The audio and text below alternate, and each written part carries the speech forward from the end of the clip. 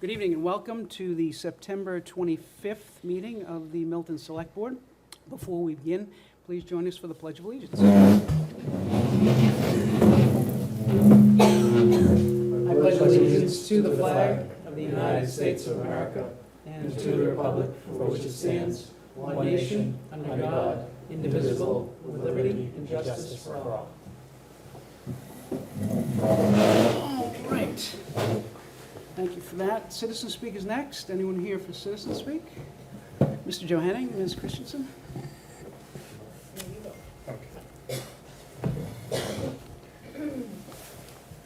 Hi, I'm Phil Johanning, 23 Parkwood Drive.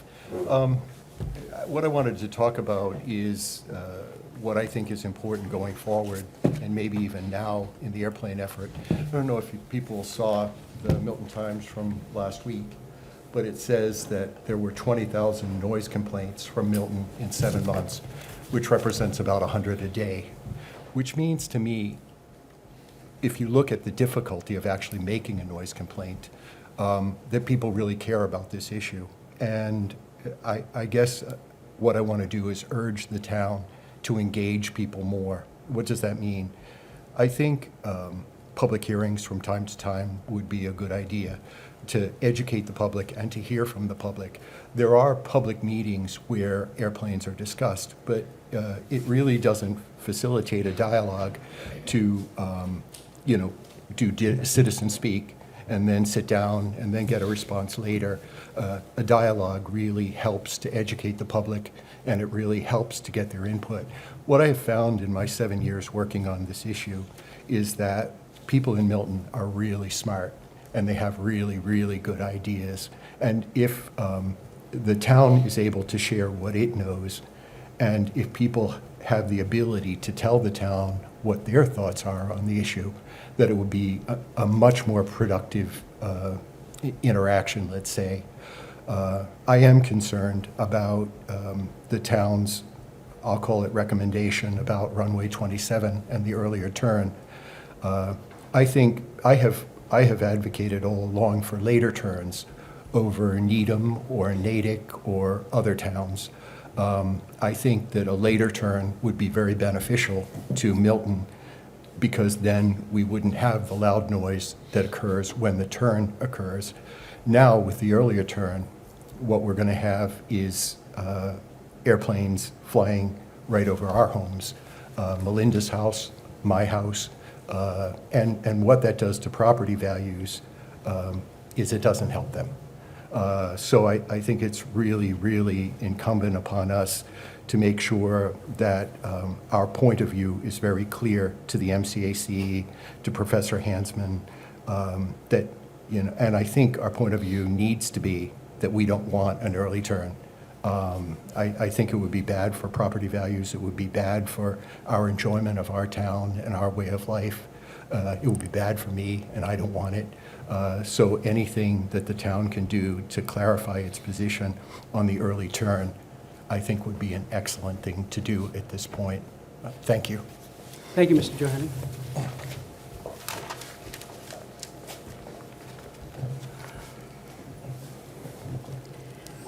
Ms. Christensen? Cindy Christensen, 59 Collimore Street, Milton.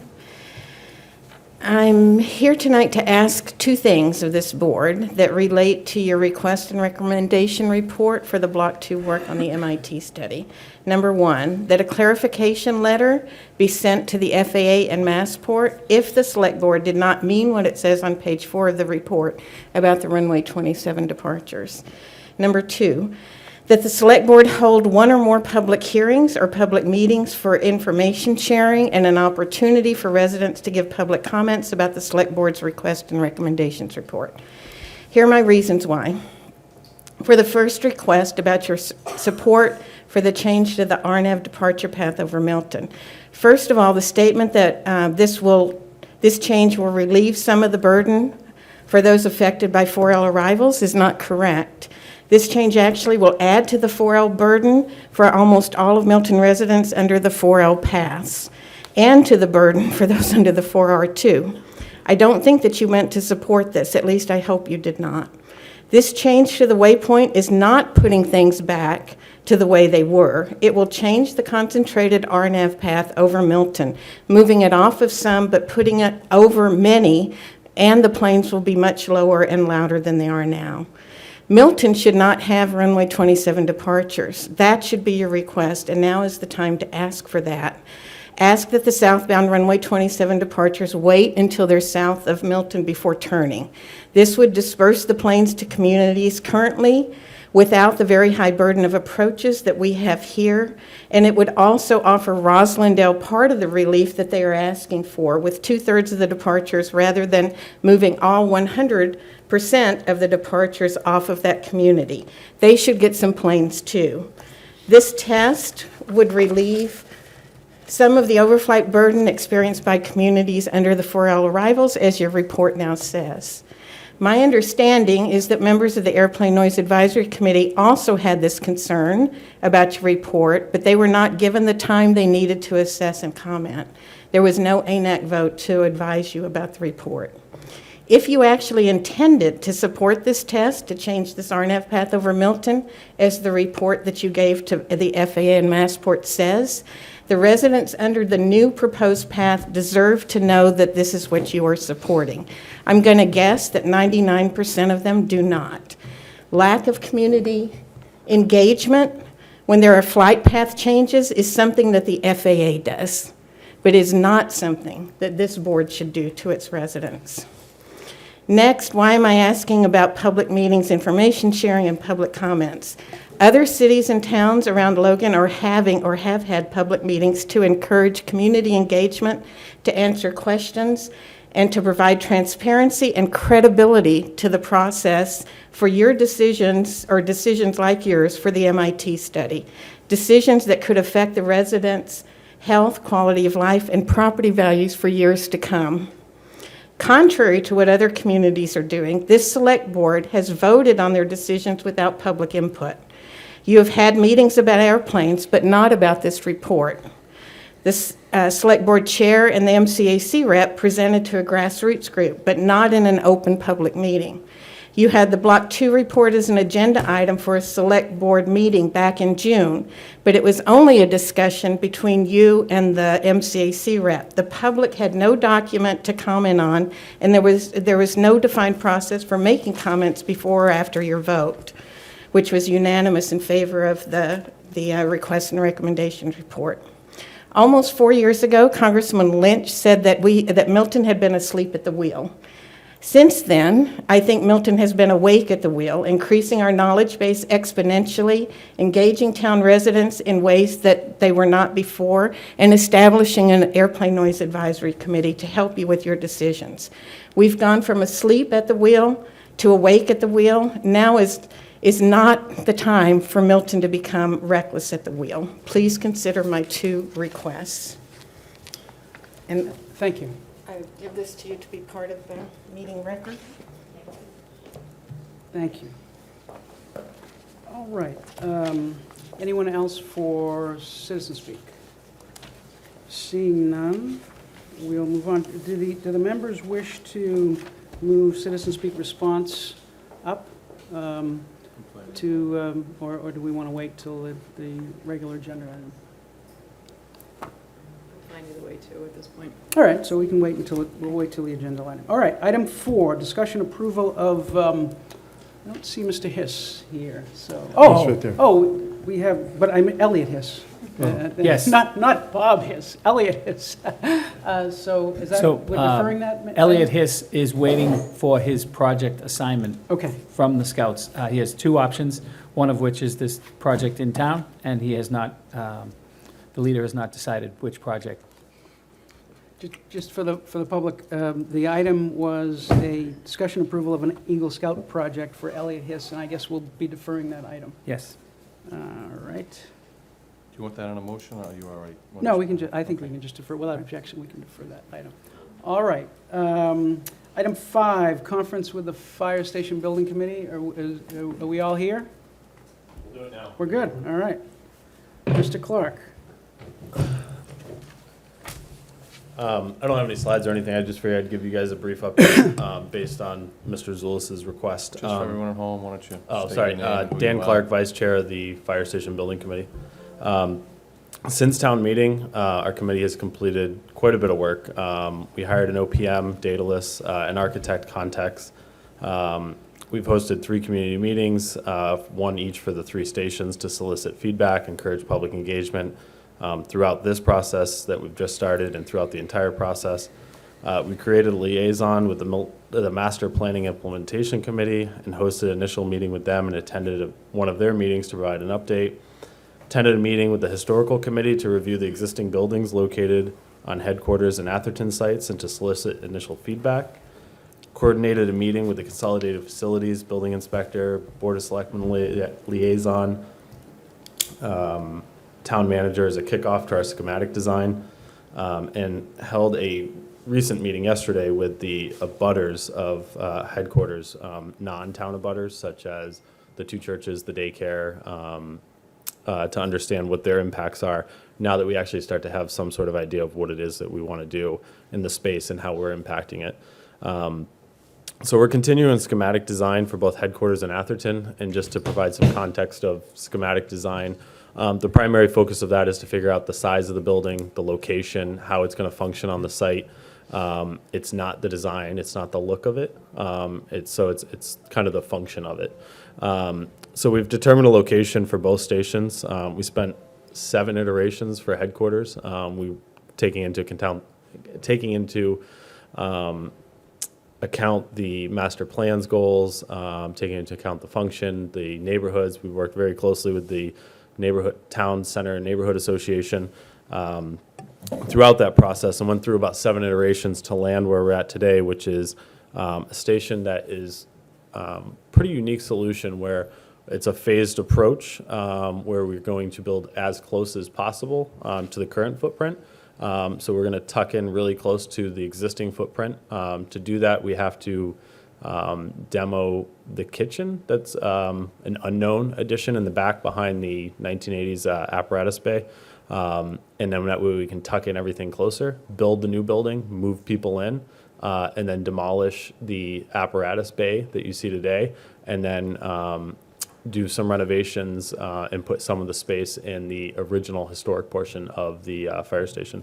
So that's our current plan for headquarters. In Atherton, we went through quite a few iterations. We looked at a new standalone building behind. We looked at a standalone building to the side. They just don't work. The topography of the land and that site is a giant cavern down low, and you would exit out onto Atherton or Bradley. It's a 7 to a 9% grade uphill to 138. From the operations perspective of the fire chief and our architects, they recommended against it. So we ended up with a situation where we then were evaluating, could we go to the right of the station as close as possible without actually touching it, so that we're doing a new building next to an existing due to code implications. Even taking into account 0 setback lot lines, it still wasn't feasible. So where we've landed today is doing an addition to the right as you look at the station now towards Atherton and behind. The buildings will be touched, so it's an addition renovation combination for that station. And we're doing it in a manner with the existing building where we're trying not to trigger code implications to make it uncostly or unforeseen costs get triggered. So that's our big focus there. So after that whole process, we decided that we wanted to host a meeting October 8th with the town. So that'll be with the town engineer, Consolidated Facilities, MPIC, Planning Board, Select Board, Town Manager, to kind of go over this to understand from a town perspective, does this meet with their plans, their expectations, and kind of take that feedback and work it into the schematic design before we go final. So that's pretty much where we're at on headquarters in Atherton. East Milton has been a little bit of a challenge. We've been trying to evaluate site locations, which we're still trying to site it. We issued an RFP after town meeting looking to purchase land from private landowners. It wasn't very successful. We got some kind of feedback, but no actual official proposals, according to MGL. So we decided that we were going to take a different approach before reissuing it and do some outreach to different landowners that may have land that fits that RFP requirement, to kind of educate them on our interest and our desires and the RFP process. So we're still in the process of that. We anticipate issuing a new RFP shortly. And then once we complete that process, town-owned land that we've evaluated, other properties that we've evaluated, we would develop a matrix to rank them and narrow it down to 3, with our architect do an evaluation of those 3, and then make a final recommendation to the select board on one of those 3. Excuse me, Mr. Walsh has joined us, and Brian, I just want you to know, for the record, I wanted to wait, so, I wanted to wait, so. Dan He's wanted to okay. wait. He was worried about time. I thought we were supposed to be here at 7:30. Oh, we're moving quickly That was the tonight. invite I got. Oh, okay. Well, I apologize. All right, thank you. And additionally to that, upcoming, we'd have another round of community meetings prior to going to the January town meeting. We've since updated our goals. When we left town meeting last time, we'd hoped to come back to a fall or spring town meeting with designs far enough along to ask for construction funding. We've since revised those goals to provide a town meeting update on the design for Atherton and headquarters, do a co-sponsored article potentially for East Milton site if acquisitional land is required, if that's where it ends up. And then we'd want to go to a May town meeting to provide an update on design and request construction funding at that time. So that's our current goal. It's still a very aggressive goal. We're moving pretty quick, but I think we've done a really good job of engaging the community, engaging the boards and the committees within the town, so that this is a pretty inclusive process. With that, I'm happy to take questions. Questions from the members? No, I'm Mr. okay. Wells? No, I'm good. I have had, as our liaison, I pretty much kind of watched the money aspect of it, most Right. importantly. And I can say that I believe at town meeting, we had talked about potentially possibly a $25 million project for the whole thing. And when it's done, and I think I can safely say that you've stayed underneath that so far, in your estimate. Yeah, we haven't had Knock on any. wood, yeah, knock on wood, We haven't it's had stayed any underneath official that. cost estimates. That's when we will be doing that once we accept a schematic design. We will be sending 2 of the 3 stations out for actual professional cost estimates. The architect will do one, the OPM will do one. They'll get locked in a room for 2 days and reconcile it. And then we'll actually have initial. And we'll come back seeing those numbers, having an understanding of where we're at, that we would then take that information, and that's when you start value engineering before going into a design development phase. So, Mr. Wells? The only other thing I've had, I had one early on when we first started. I just had a recent conversation with the town accountant, Amy Dexter, just very briefly about how we would take the Hurley Amendment, which was just passed for this, to make it work, to figure out what a timeline would be to make it work, both within the money and using the time frame that was laid out to us a year ago when Tom Hurley came before us. I think we started to accumulate money this year, but these first couple, 18 months are very minimal. It doesn't get into bigger money until later. So depending on what they come forward and how things are spread out, that would really, for me, from a fiduciary point of view, for our board, and that's probably the smartest way to do, is to make it work within that. That's the greatest likelihood of success. It may take a little longer in the long run, but yeah, that was always the intent of the committee, was to, once we know what numbers we're actually working with, to come back to the town capital planning improvement committee and town accountant and treasurer and understand what does a timeline look like in terms of phasing these projects, and then that takes into account what Mr. Wells was talking about, but also we would then have the information to add on to there of what escalation looks like. So it's all a big picture thing of, if you build them sooner, you're saving money, but you're spending more earlier. So there's a balance there to strike. I think that as a community, we need to find out what makes sense. But that is our intent, is to try to work within the parameters of the Hurley Amendment for the funding source. can I remember is it Article 35? I keep calling it, but there is an article number to I it. think it's 37. Seven. 37? It's We've had 37 All in our right. I know it's in the 30s. Yeah. It's like, So I'm just interested in Central, and you mentioned the meeting on October 8th, which may not work for us because we may have to have a meeting a meeting of our board on the 8th. So the good thing But- about that is it's at 5, it's at 4 PM. Oh, that's. So you're That's not necessarily a good thing. I guess my view of that is we need to make sure we include all the stakeholders, and that includes as you mentioned, the churches, the neighborhood, the teen center, the teen center that's going to be opening up soon here, and master plan implementation committee. All those stakeholders have ideas for this town center, and we want to make sure they all fit together. And I know there has been, I've been an advocate of, to the extent we can, bringing in a land use planner to make sure that all of those ideas fit together well. So, and we've talked with Master Plan Implementation Committee about funding a land use planner to come in, and land use planner is the term I use, that may not be the exact term, but to come in and make sure that whatever we decide to put in this town center, that it all fits together. And so we don't want to get ahead of ourselves. And we want to, is that the intention of the So- October 8th So it's two meeting, parts. We which- split the meeting into two because people have different perspectives, and if you start to get diverging interests, it kind of makes the meetings kind of counterproductive because you have two factions looking at two different things. So that's why we held the meetings where we met with the daycare and the churches and the teen center aspect of that.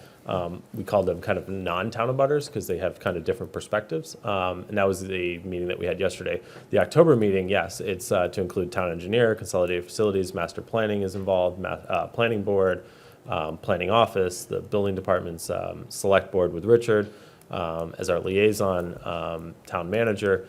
Bringing all of those stakeholders into the room. We invited the libraries involved, the Council on Aging was invited. So it's to really bring all these stakeholders together because I agree, we need that meeting. And I think we've touched on all those components that you just mentioned to have that type of meeting and dialogue. We've also been working with the Master Planning Committee, understanding and keeping in contact. We have a liaison with them. If Tabor Keeley doesn't attend our meetings, I live around the corner, we meet up, we have a constant dialogue, that we understand where they're going with wanting to do, a big picture look at a master plan for that area. And that's why we've always been respectful in terms of how we place this new headquarters within the site, and being as aggressive and as creative as possible to keep it within, a footprint, and defining what our extents are, so that the Master Planning Implementation Committee can hire somebody to look at that. And we're still open and able to be receptive to feedback of if what we've done is detrimental in some capacity. I don't think it is. Our architect has done a really good job of looking big picture and not focusing at our site in a vacuum. And we'll find that out for sure when we all meet on October 8th. Yeah. So I guess, and I take your point on having different groups at different meetings, but I guess from my point of view, it would make sense to have, all the stakeholders there, so everybody hears the same thing and can talk about the same thing, and to the extent that you have a land use planner that hears what all the stakeholders want and what the plans are for you, I think that would be useful. yeah, And that so maybe kinda it's a different meeting than what you're talking about on October 8th, but I think the idea is, as I said, we have this area with a lot of different stakeholders interested in what happens over the next 5 years, and we want to make sure that everything fits together in a rational way. And so again, my view was and still is, if we had all of those ideas brought together in a land use planner to kind of sort through them, then we might be able to get the best result. Yeah, so we have to, that's not under our scope to do that. That's under the master planning, and we've been 100% forthcoming that we'll participate in that.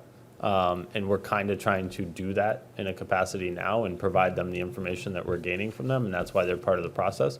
But it's not in our scope to hire a master planner, and it's yeah. not in our scope to kind of drive that. Wasn't suggesting that. But I agree wholeheartedly is that we bringing the stakeholders together and understanding, and and we've hit on all those points. The teen center, Yeah. Sarah Callahan will be at the meeting on Yeah, October 8th. and Dan, I wasn't suggesting that it's up to you to bring to everyone. Yep. I think it sits in Master Plan Implementation Committee, really, to bring those stakeholders together and make sure that this all fits from a land use design perspective, right? So, Katie, I'm Can I sorry. just speak, so, the meeting on October 8th, the Master Plan Implementation Committee, and I'm our representative on that, we had a meeting last week. Most of our efforts have been focused on Milton Village, which we've just passed off now to the planning board, so there'll be more of an effort to focus now on this project. We've had some discussions, and Tabor Keeley is our representative to the Fire Building Committee. We talked at looking at, and I think the town planner and the chair of the planning board were going to do some follow-up, but we looked at whether it might make sense to expend some of our budget resources, which would need this board's approval and the planning board's approval for that purpose that the chair just mentioned, for land use study of that area. When the October 8th meeting came up at our meeting last week, my understanding is because it's at 4 o'clock, I don't think the committee's going to be there. I think it might be the town planner or in the planning. It was presented to us as like a meeting for town employees, like the consolidated facilities director. That may not be what you intend. That's what we heard at that meeting. Yeah, that's not what was necessarily in the invitation. It was meant to be more bringing, so like it went to Richard, it wasn't intended to be to the whole select board. It was intended to be to liaison to those committees. So Tabor Keeley and Richard were invited from those respective boards for that reason. It's kind of initial. It's not a first and last or final meeting with those organizations. It's kind of a kickoff, which made sense because it's a first dive into it, and it's kind of a big picture look. And to be productive, if you start to get too many people in that type of meeting, it's just, we only have 2 hours to work, and it's not the most concentrated, focused effort. So that's why we elected to do this first one in that manner. Mr. Chair? Oh, sorry, Mr. Wells. So just to kind of follow up, because most of the meetings, some of the committee think I'm just a citizen, so I try not to talk unless I have to, but to their credit, just so two aspects. I think what will come before us for a final project, we will all see, has minimal aspect, or minimal effect on the green spaces we know, as we call the town center now, while at the same time bringing a 21st century state-of-the-art new firehouse to the neighborhood, which also brings improved parking, improved efficiency, makes town hall operations better. It really kind of enhances, while still leaving the bulk of what sits in as green space as our town center today untouched. That's a safe way of saying it. It's like a really minuscule, I expected it to be listening and looking at all the proposals that have come up with. I mean, there's been so many theories, it's just unbelievable. I mean, one of them was to put it on the front lawn where the gazebo is and move the town center, make this all, it was just, so the one that they're really working towards now that would most likely be what will come before us, I think all of us will be, because from Katie's, the MPA, they'll still have all that bulk, all that green space, that whole center to kind of say. And we did listen to those initial every meeting we've gone to, we listened to the different committees and their input, and there's a net positive on the parking in the configuration. We're trying to figure out how our site can activate the site in general. The big thing that we're looking at next is, we kind of have a general idea where the new parking is going to be. We're trying to now understand how can we activate that parking to the library and make it actually a safe passageway from the library. So we are doing a lot of these things that you're talking about. We're just not done yet, but I think Richard's right. We've listened to all the points that the committees have had, and the select board and the town, and all the stakeholders, and that's why we're going through, and we're going to hear them again, and we'll hear new things and we'll incorporate them. So I think the process is working. My only concern, I just want to make sure that some expertise outside of just, the fire station is brought to bear on this, so that we don't end up in 10 years saying, gee, if we had that building 10 feet to the right, we could have done these things, or if we had it, and if we have some expertise on how this town center is going to be used as a whole, then I think we can be comforted that we're not going to have that issue in 10 years. We do have that expertise with our architect. It's not in their scope to do the master Right, plan, it's not in but their scope. it is in their. If we wanted to hire them to do it, we could. So they're being, I think, very fair in terms of looking at it holistically, but not doing an official master plan. Right. And they are taking into consideration that we're not making detrimental effects that may be counterproductive to future uses. And, we've gone through the master plan, and we understand that there's a multitude of options for it. I don't think that anything we're doing would ever take off a single one of the options. Ms. Conlon? So just to that point, I think that, and again, we've spent a limited amount of time on this at the implementation committee because Milton Village has been such an overriding project for the committee. But some of the issues that came up in our last discussion about this were, if you have, since we're going to have the teen center moving into one of the churches, you know, you're going to have fire engines with teenagers, and then there's daycares, so there was discussion about making sure that the configuration, that the timing of all these buildings that are being in use, that's being looked at, and the traffic pattern around Town Hall. So- And around the so larger it is community. being So looked that's- at, and then also I think we have to remember the fire station's been there for 100 years and it's functioned with that. So I think it would be a bigger impact if we were changing that traffic flow, but we're not. The way we're basically sliding the apparatus bay over and making it a little wider. So But there's that- additional bays, right? There's, I Correct, think, there are 5 additional bays. which is a much bigger station. And so that raised some questions and Yep. some comments at the implementation committee, just that, not negatively, but Yep. just that we need to consider that in terms of the other uses of the area. So that's what I think the committee wants to focus on, and Tabor has probably already Yeah, communicated and the that. big thing to remember is we're not changing the operations. There's still one ladder truck, one engine, potentially ambulances in there at some point. That's the big change, but that's up to you. I think one of the other changes with the parking for the fire station would be where the exit road is now out onto Walnut Street. Is that correct? The road would remain exit, and there would be double barrel parking on each side of So that the exit road road. would remain, The okay. road remains Okay. one way, as is One way, today. as it is Right, yeah. today. So As the it is current today. plan does not change any traffic flow. Essentially, the way to think about it is we're putting the apparatus bay in the station where the parking is now, and we're putting parking on the other side. So we're doing a mirror image of the station. At the risk of talking past each other, I understand that you think it's going to work and it's going to be fine, and your architect does, but from my point of view, I just want to make sure that, and I know you are and will continue to, but we want to make sure that all these other stakeholders and some other expertise other than the expert who is focused on and whose role is figuring out the design and architecture of the fire station is brought to bear on this configuration. So Mike, my response to that, and it's welcomed, is I want to back up a little bit, give you sort of the overview. We've got to do 3 fire stations. And everyone agrees, the experts that we brought in, the fire chief, everyone, that we really want to try to bring the headquarters on first. There's a lot of reasons for that, not including it's a hub for communications and coordination, et cetera. So we have been very proactive at reaching out to all the groups, getting liaisons assigned, working with us, off to the side and not through direct meetings, as well as attending meetings. If you're going to be, as a select board, is going to be able to bring another expert to the table, somebody that can look at that, sort of the layout of the land, then I would encourage you or ask to do that sooner rather than later, so that we can dovetail into it and not sort of delay that project to a point where it becomes a problem. Absolutely, and that's my hope too, and I know the MPIC, and now that they've got their Milton Village project on its way, I think they can move on this, and hopefully in the next, few weeks, we can get something going on that score. There is urgency to this. I mean, and I know, there's urgency on from my perspective, and I think there is, and also from the chair of the Master Plan Implementation Committee too. So there is that urgency. So it's not going to slow you down. Okay. And the other thing, unfortunately, at the beginning, as you can see from the report that Dan, and as he typically does, he had it all prepared, and we reviewed it earlier, so I know what he did review with you.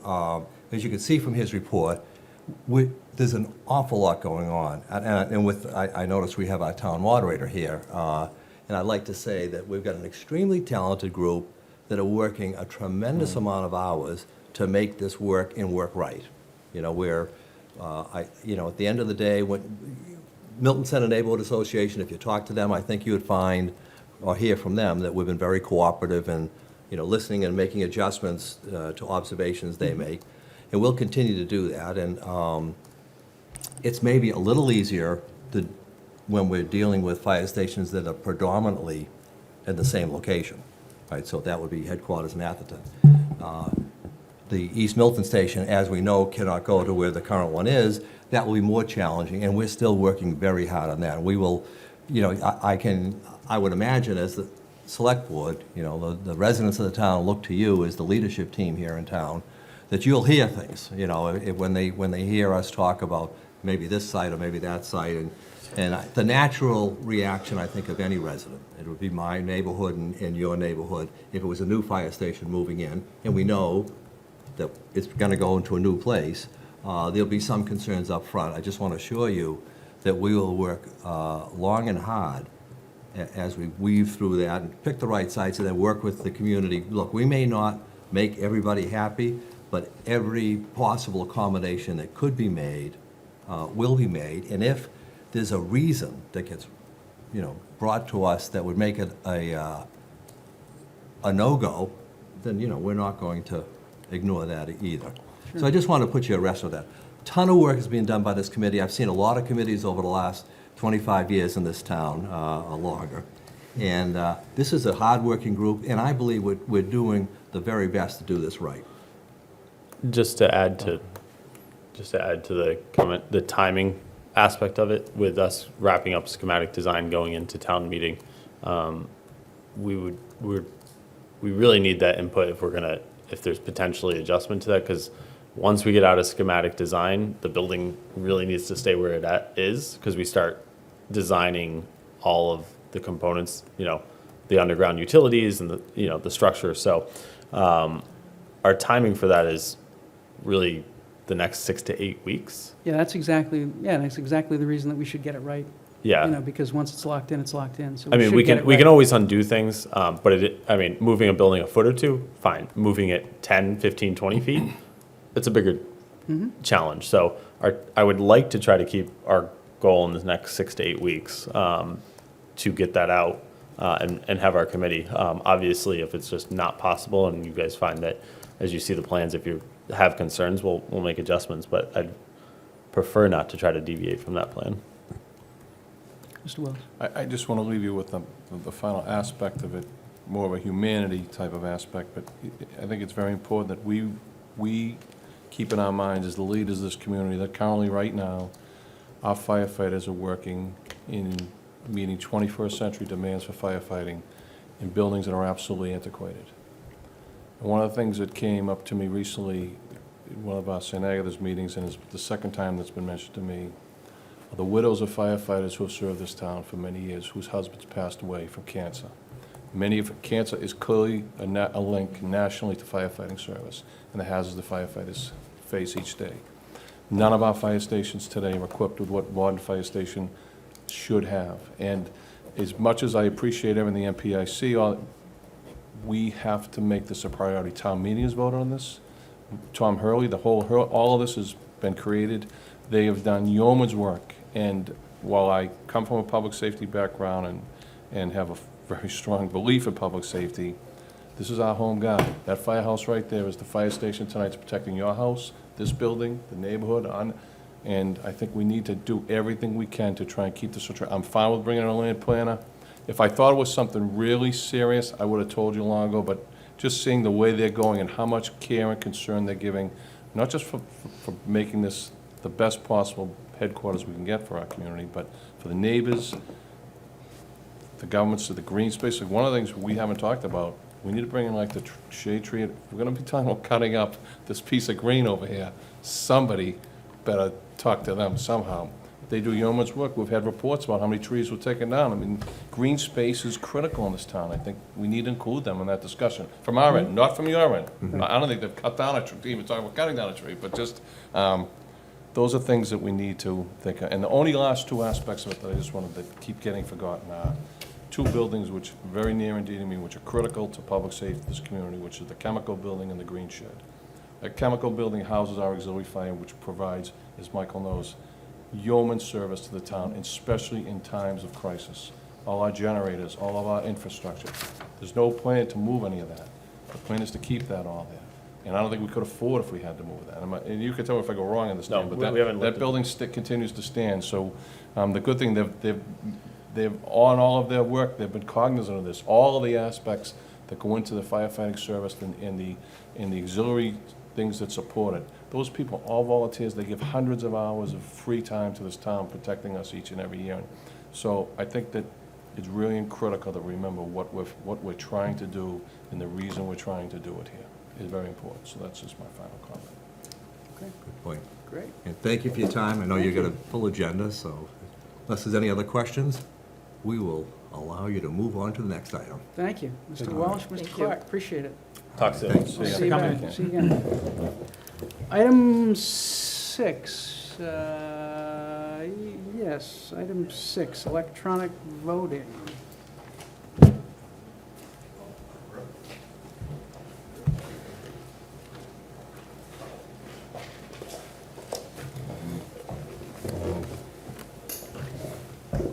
Hi. Good evening. Maybe I could introduce myself and Frank, since I teed this thing up a year ago. So Bob Hiss, town moderator. So if the committee remembers, about a year ago, I came before the body and said I'd like to form a committee to investigate the use of electronic voting at town meeting. Then formed that committee, asked Frank to be the chair. The committee's issued a report. By the way, the members, in addition to Frank, were Susan Galvin in her role as town clerk, Kathleen Lavery, who's a town meeting member, Rob Mallett with his IT expertise, who's one of the IT employees of the town, John Michael Shields, former select board and longtime town meeting member.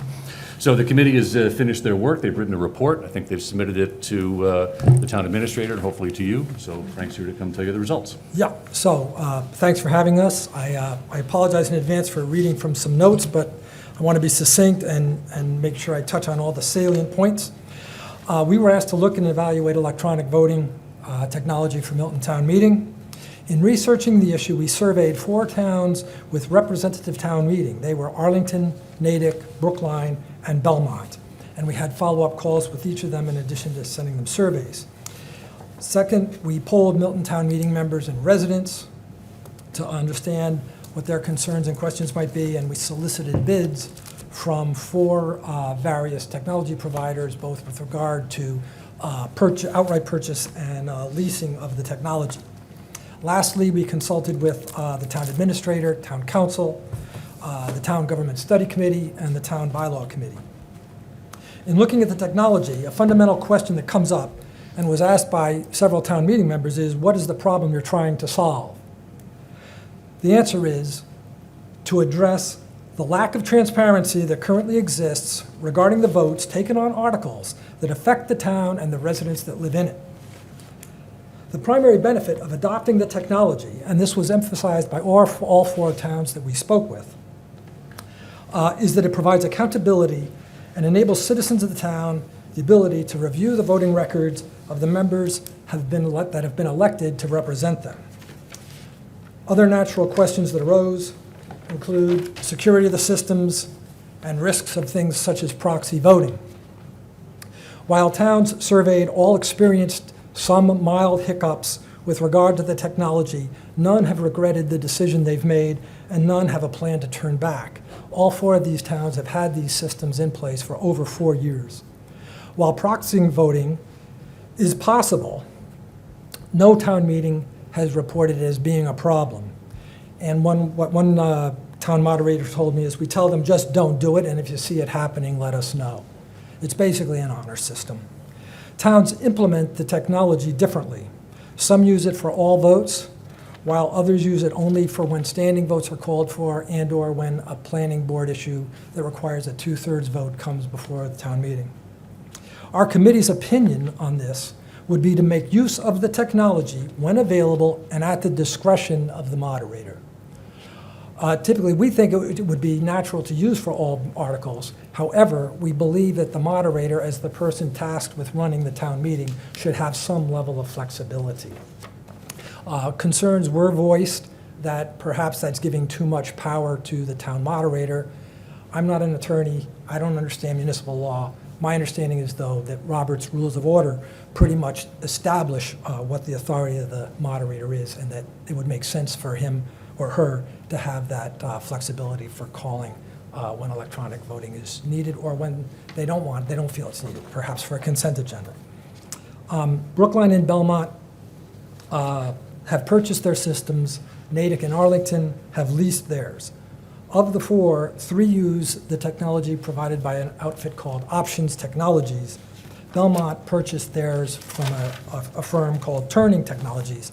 These two firms seem to be the two dominant firms that supply this technology to town meetings across the Commonwealth. And I think I mentioned in a previous meeting, there's over 30-plus towns in the Commonwealth that use electronic voting technology. That includes both representative and open town meeting. All four of those towns had favorable things to say about both of these firms, and none of them regret the decisions they've made with regard to that. Regarding the bids we received, the cost to lease would be between $6,500 to $7,000 for a 3-session town meeting with 279 town meeting members present. So the cost drivers for leasing are the number of sessions in a town meeting and the number of members you have present. The cost to purchase it is between $16,000 and $35,000. The lower number comes from Turning Technologies, the higher number comes from Option Technologies. And this is where I segue to a hard nut that we were not able to crack. While we fully support the merit of the technology, it is the recommendation of the committee to defer adoption of the technology given the current stress on our town's budget and the other outstanding financial needs that are making demands upon it. The results of our poll with town meeting members and residents sort of confirm concerns the committee had. Of the poll we conducted, we received 140 responses. 77% of those were from town meeting members, so that's about 100 town meeting members that took the time. That's a third of the membership that took the time to respond. The responses, 55% were in favor, 31% were opposed. The outstanding 20% either felt that voting should not be used to record individual votes, and there was about 8% who said they just didn't feel they had enough information. However, over 44% did not want to see any amount spent on the technology. We do not recommend pushing forward without a source of funding that will not have an adverse impact on other department needs. When the time comes to move forward, there are two items that would warrant some more work and attention. We would need to develop specific language for the bylaw that would be required that would permit electronic voting to occur at town meeting. So that's one dimension of it. The second dimension would be the funding source and where that would come from and whether we would want to lease or buy. There's an opportunity to go back to these firms, and I believe those numbers can be brought down. For example, if you were to lease a system, the number I gave of $6,500, that would be for a 3-session, one-town meeting, but if you were to enter in an agreement with a firm for a 5-year lease, then that number would come down. So there's ways that the number could be brought down. And essentially, that's it. In closing, I want to thank Mr. Hiss for his continued efforts to find ways to improve town meeting. And I also want to thank my fellow committee members, Sue Galvin, Rob Mallett, Kathy Lavery, and John Shields. Great, thank you, And I'm Frank. happy to take any Thank you, questions you have. Bob. Questions, comments? I think, Mr. Frank. Frank, you had mentioned, I think, in one of your presentations prior, the possibility of potentially a trial run where the tech firm would allow us to try this out, to sort of sell it and say, here it is in all its glory, and to sort of drum up support. Is that still an option for us? That's correct, Tony. Yes, firms will do that. I don't know if the point would be to use it so much as a sales tool as a way of vetting it and beginning to orient people to, but yes. Matter of interpretation, but sure, Yes, we could but take yes, that approach. Then. absolutely. Yeah. Yes, they do. So we could implement this sort of gratis, free of charge, just to sort of take it out around the They track will, and see how yes, they it would works come out and they would allow for a test run. Okay, great. But usually one night. Correct. Right. Okay. Mr. Wells. I like Mr. Farrington's idea, but to your point, Mr. Shaw, the two things that you have, obviously one funding, the second one, would that require a town meeting vote, or could the moderator, could you decide yourself if we had the funding to just implement it? Does town meeting have to adopt would this require a bylaw Yes. change? It would? Yes, it So would. to your point, I don't think we could even do this unless we The Accept, current correct? bylaw, I hadn't, yeah, I suspect that's right. Yes, absolutely, there needs to be a bylaw change. The current bylaws allow for voice votes and voice votes only. So, in looking at other towns and their bylaws, one of the things that we notice is that the bylaws do not typically specify when it's used. What they specify is you can use a voice vote and it follows the following procedure, which is, you have a voice vote, moderator does it, and then there could be a standing vote and blah, blah, blah. Alternatively, there could be electronic vote. When you would use that, though, I think, again, in Brookline's case, they use it just for standing votes. That's kind of stipulated in the bylaw. I spoke at length with the chairman of the NADIC committee and asked him how they approached it. They had initially done it very restrictively. They, again, had concerns that they were going to be giving too much authority to the moderator. He said, actually, but that bit them, and they found that once they went to go and actually try and exercise it, they found they had to develop a bylaw that's much more Comprehensive. flexible, or sort of somewhat open. But the bylaw does have to stipulate that you can use an electronic voting technology in order to So that would record a have to vote. be the first step here. That's correct. We'd have to have a bylaw change before, Well, I think, I support this 100%. I think this is wonderful. I think it's going to accomplish two things, if it's implemented. Accountability, which I think is great, okay, and one of the criticisms of our current town meeting, inefficiencies, right? And I'm a little surprised that the poll that you took wasn't more in favor of this. But be that as it may, I think if we're able to somehow put this in place, okay, for one night, ideally in January, I think that the technology will sell itself, and I think people will be in support of it once they see it. That's my hope, that's my expectation. Who knows? Time will tell. Upon doing that, I think then we could draft a bylaw that would allow that. But to Richard's point, you're right, it's which comes first, the chicken or the egg. So if we were to somehow do a trial run, gain support, allow people to see this, see its features, see its benefits, I think that would pave the way for drafting the bylaw. We put the bylaw in place, then we implement the electronic voting. Mr. Hiss, chicken or egg? Well, just to confirm, yeah, you would need a bylaw change, because there's two rules that talk about the standing vote and even the roll call. So this would definitely replace that. I think if you were to demo it first, you'd probably give people a sense of things. Because I think you did see, one, this is going to get passed by town meeting, not people who took a poll who are not my town meeting members. And I think if you just brought them in to the electronic voting with an article without perhaps something tangible, your chances of having it pass would be lower. Exactly. The second idea might be to split the article that changes the bylaws to adopt it with a second funding article that says that bylaw to take effect once the town appropriates the funds and procures the technology. So you kind of lay the groundwork and do nothing until you decide that your budget can afford it. Ms. Conley? On the funding issue, Frank, I think you said 16 to 35,000 to purchase it, is that correct? Yes. I mean, it seems to me that's a legitimate use of one-time money, like free cash. Now, there's always competing needs for free cash every year, and we never run low on, whether it's departments or other specific issues, even the Affordable Housing Trust, different committees or different groups looking for using free cash. But I think that's something that, as we go through the process of this year, we don't know what free cash is going to look like yet for this year. But if once we have that firmed up, maybe that's something that we could be considering. Obviously, we'd have to work with the warrant committee and go through the finance process, but I think that's a potential funding source for it.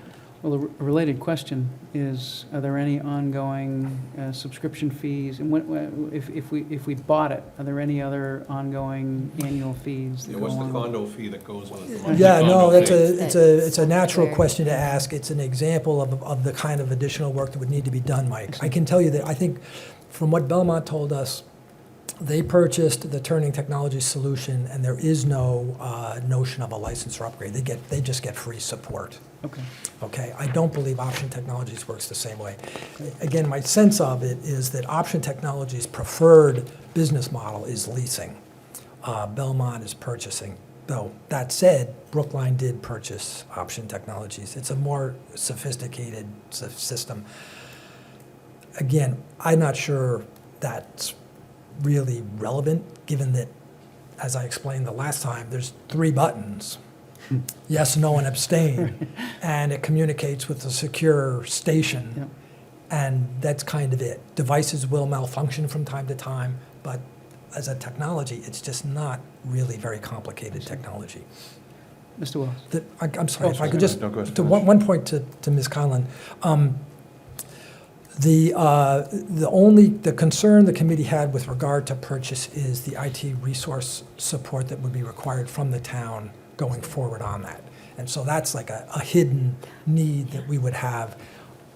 And we would have to drill down on that and understand how significant and how sophisticated that support would need to be. Belmont simply purchased an excess number of devices. In our case, we might purchase 300 for 79 members. If a device malfunctions, they just grab another one and give it to that person. Although I can't think of a town meeting in my tenure that had even over 220, so frankly. Yeah, well, that's a Yes. good point. Ms. Collins? Oh, no, well, actually, you just answered one of my questions, but looking at the accountability piece,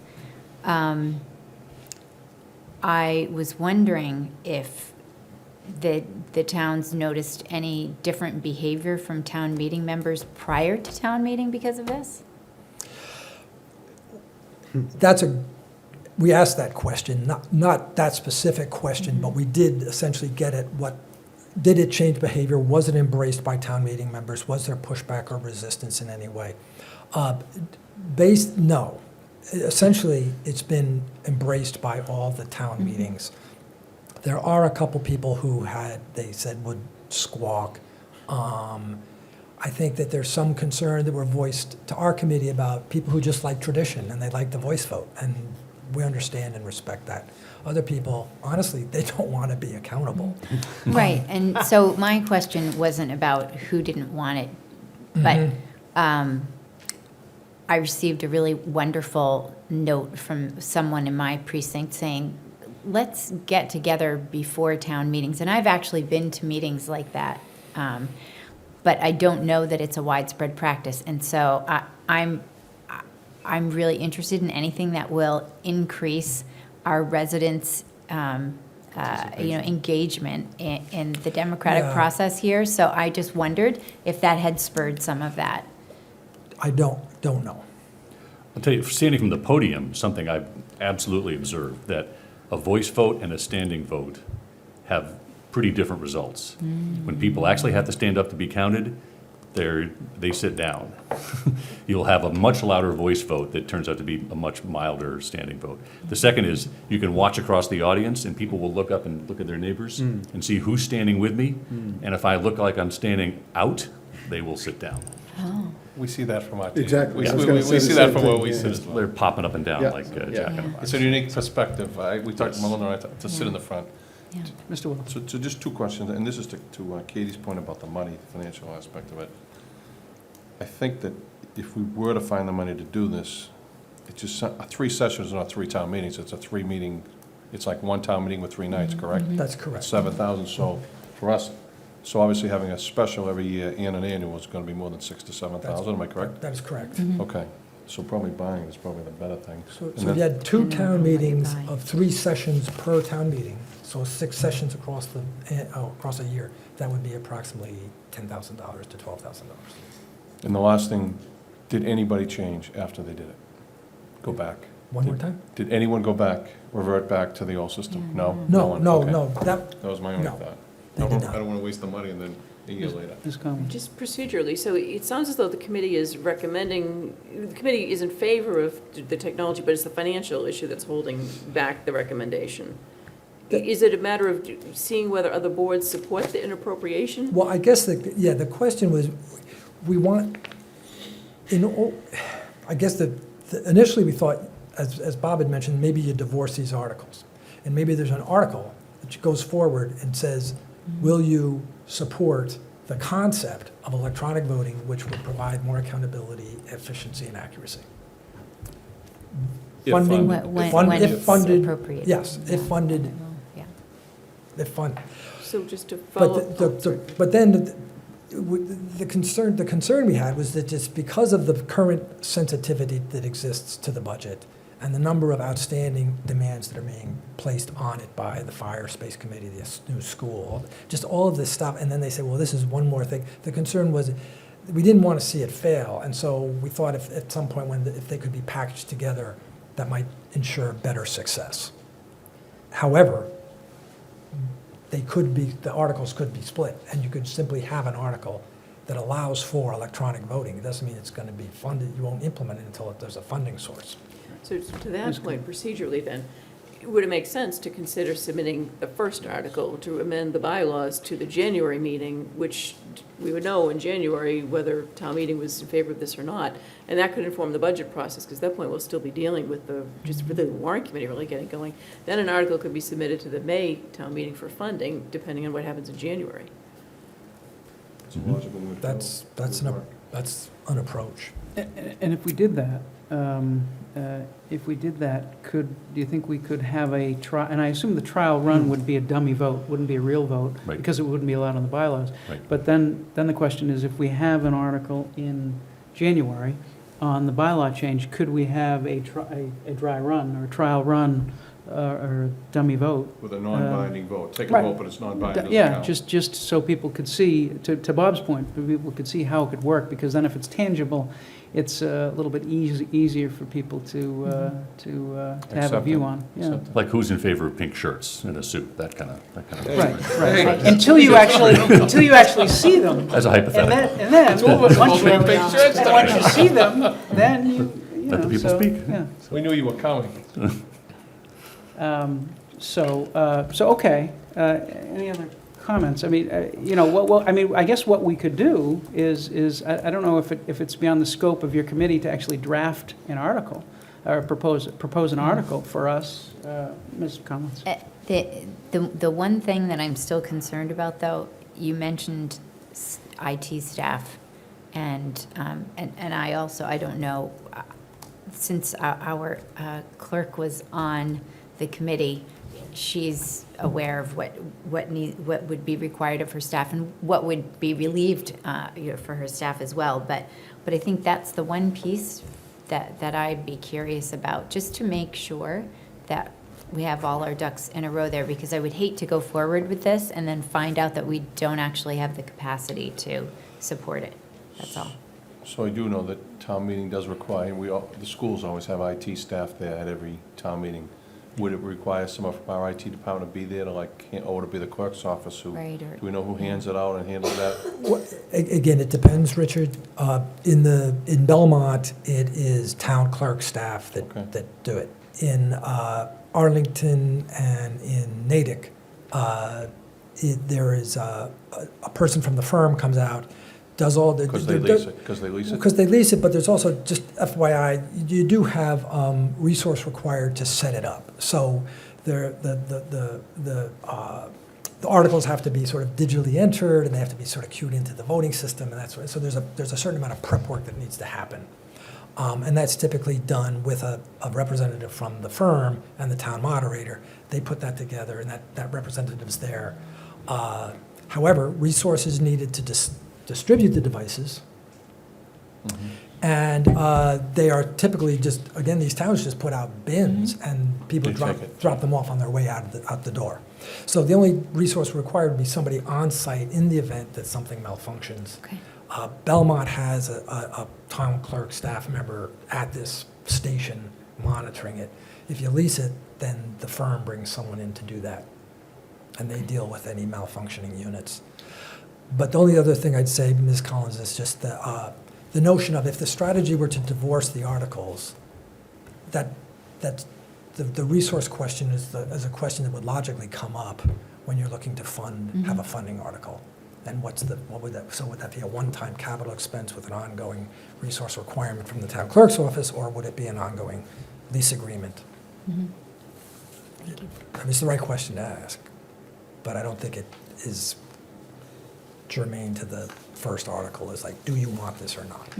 And the fundamental question, in our opinion, is you can get wrapped up in the technology, but I want to reiterate, in our opinion, the question is about whether you want to have and seize the opportunity to have accountability to town meeting members who represent the people who live in the town. And so in our opinion, the technology is really just a method of improving the quality of democracy at the local level.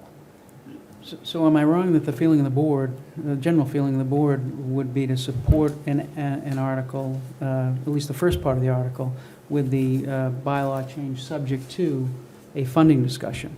Is that Yes. fair? Mr. Yeah. Wells? The only caveat is, I believe they've done the work, they're really the experts on this, that the article should come from their committee. Well, that was my Yeah, next that's- question. yeah, If there, I don't know if this is beyond the scope of your committee, and if it is, are you willing to expand your scope and actually prepare an article for our consideration? Okay, I'll let Bob jump in if I misspeak. My understanding was, yes, it was within the scope of the committee. Okay. It would be something we would have moved forward with. However, as the committee discussions evolved, and the feeling was, geez, this is linked to funding, and funding's an overriding concern, and therefore the chance of success is low, we sort of stopped the discussion of Do you think if this you went specific back and article. said, hey, the select board thinks if we cut this in two and develop an article Yeah. subject to the funding, do you think there might be support for actually developing that kind of article? Yes, yes, I do. Yes, I do. Okay. And we had an initial meeting with town council and with the town administrator about it, and had left it with, we were going to send them examples of what we were looking for. See, you thought you were done, and I had hoped I was done. Yes, You're just in sleep mode, and I gotta wake you up now. I've been, You all can right, buy you a pink shirt. great, I'll remember that for next time. So if you're willing, the time frame What is is kind the- of short. I think October 15th. October 15th, but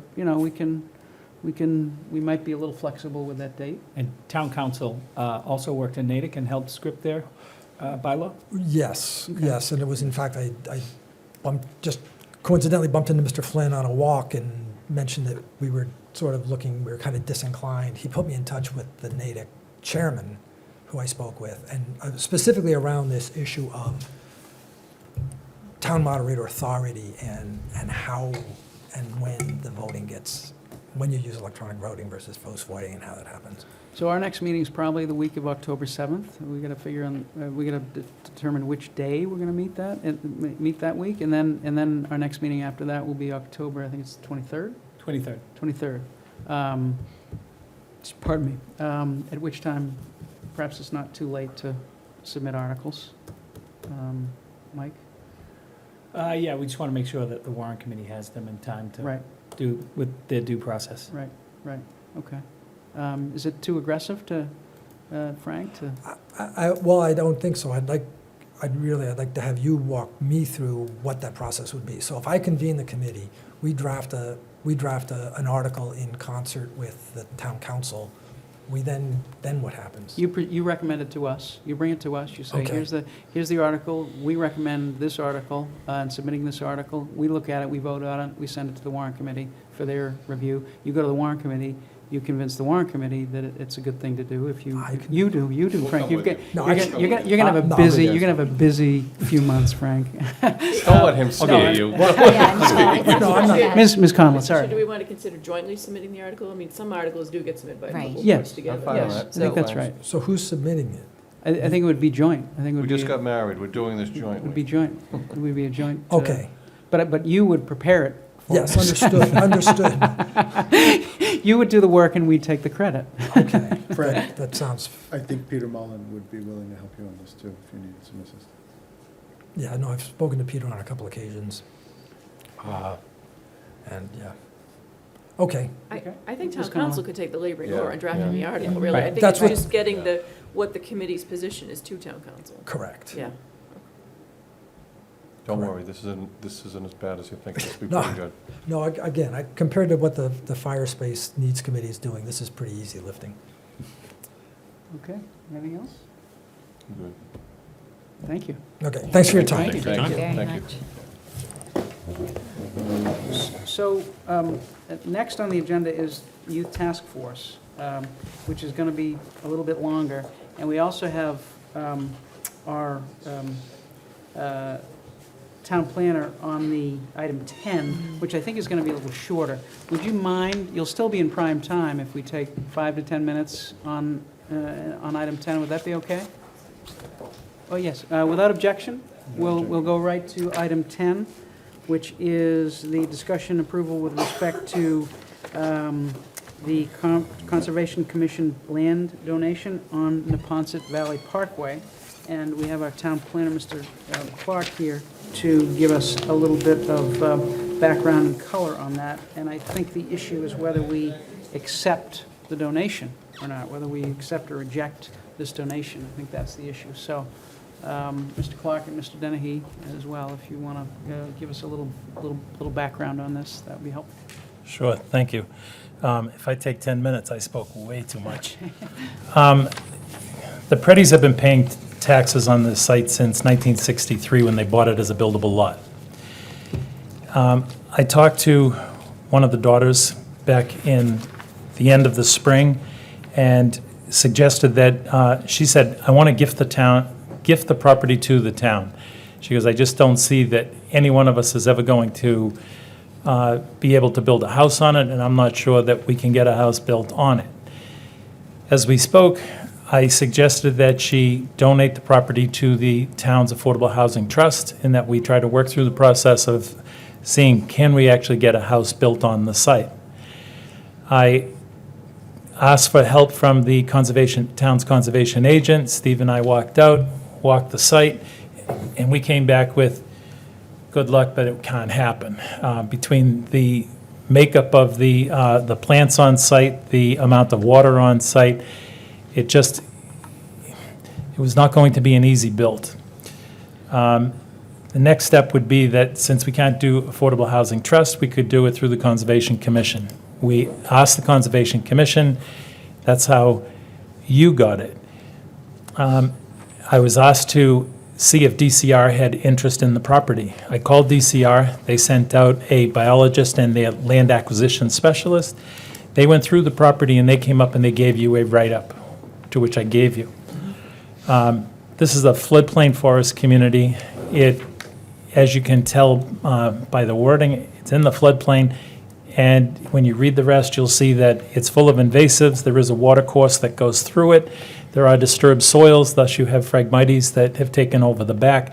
There's 4 other kinds of invasives on the property. The issue is one of, there's been building all around the site. On all 4 sides of the site have been developed. The people on the south and to the east have taken and built up their land, and all of what they have floods towards this property. As it starts going north, that's where the water, that's the direction that the water flows in, and as it does, it has a habit of taking what's, I know the lady downstream feels that she's being impacted by it. Well, she is, but she's on the bottom of the hill and everything flows to her. Sheet flows across, and there's a perennial stream right in the middle. The perennial stream floods over. DCR a number of years ago put in a head wall, and when that head wall gets blocked or it fills up, water sheet flows, runs across that woman next door's lawn. There's little to no threat for future development by anybody that, in the foreseeable future here.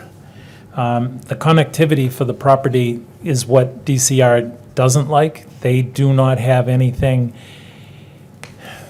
they touch it on one side, the Ponce Valley Parkway.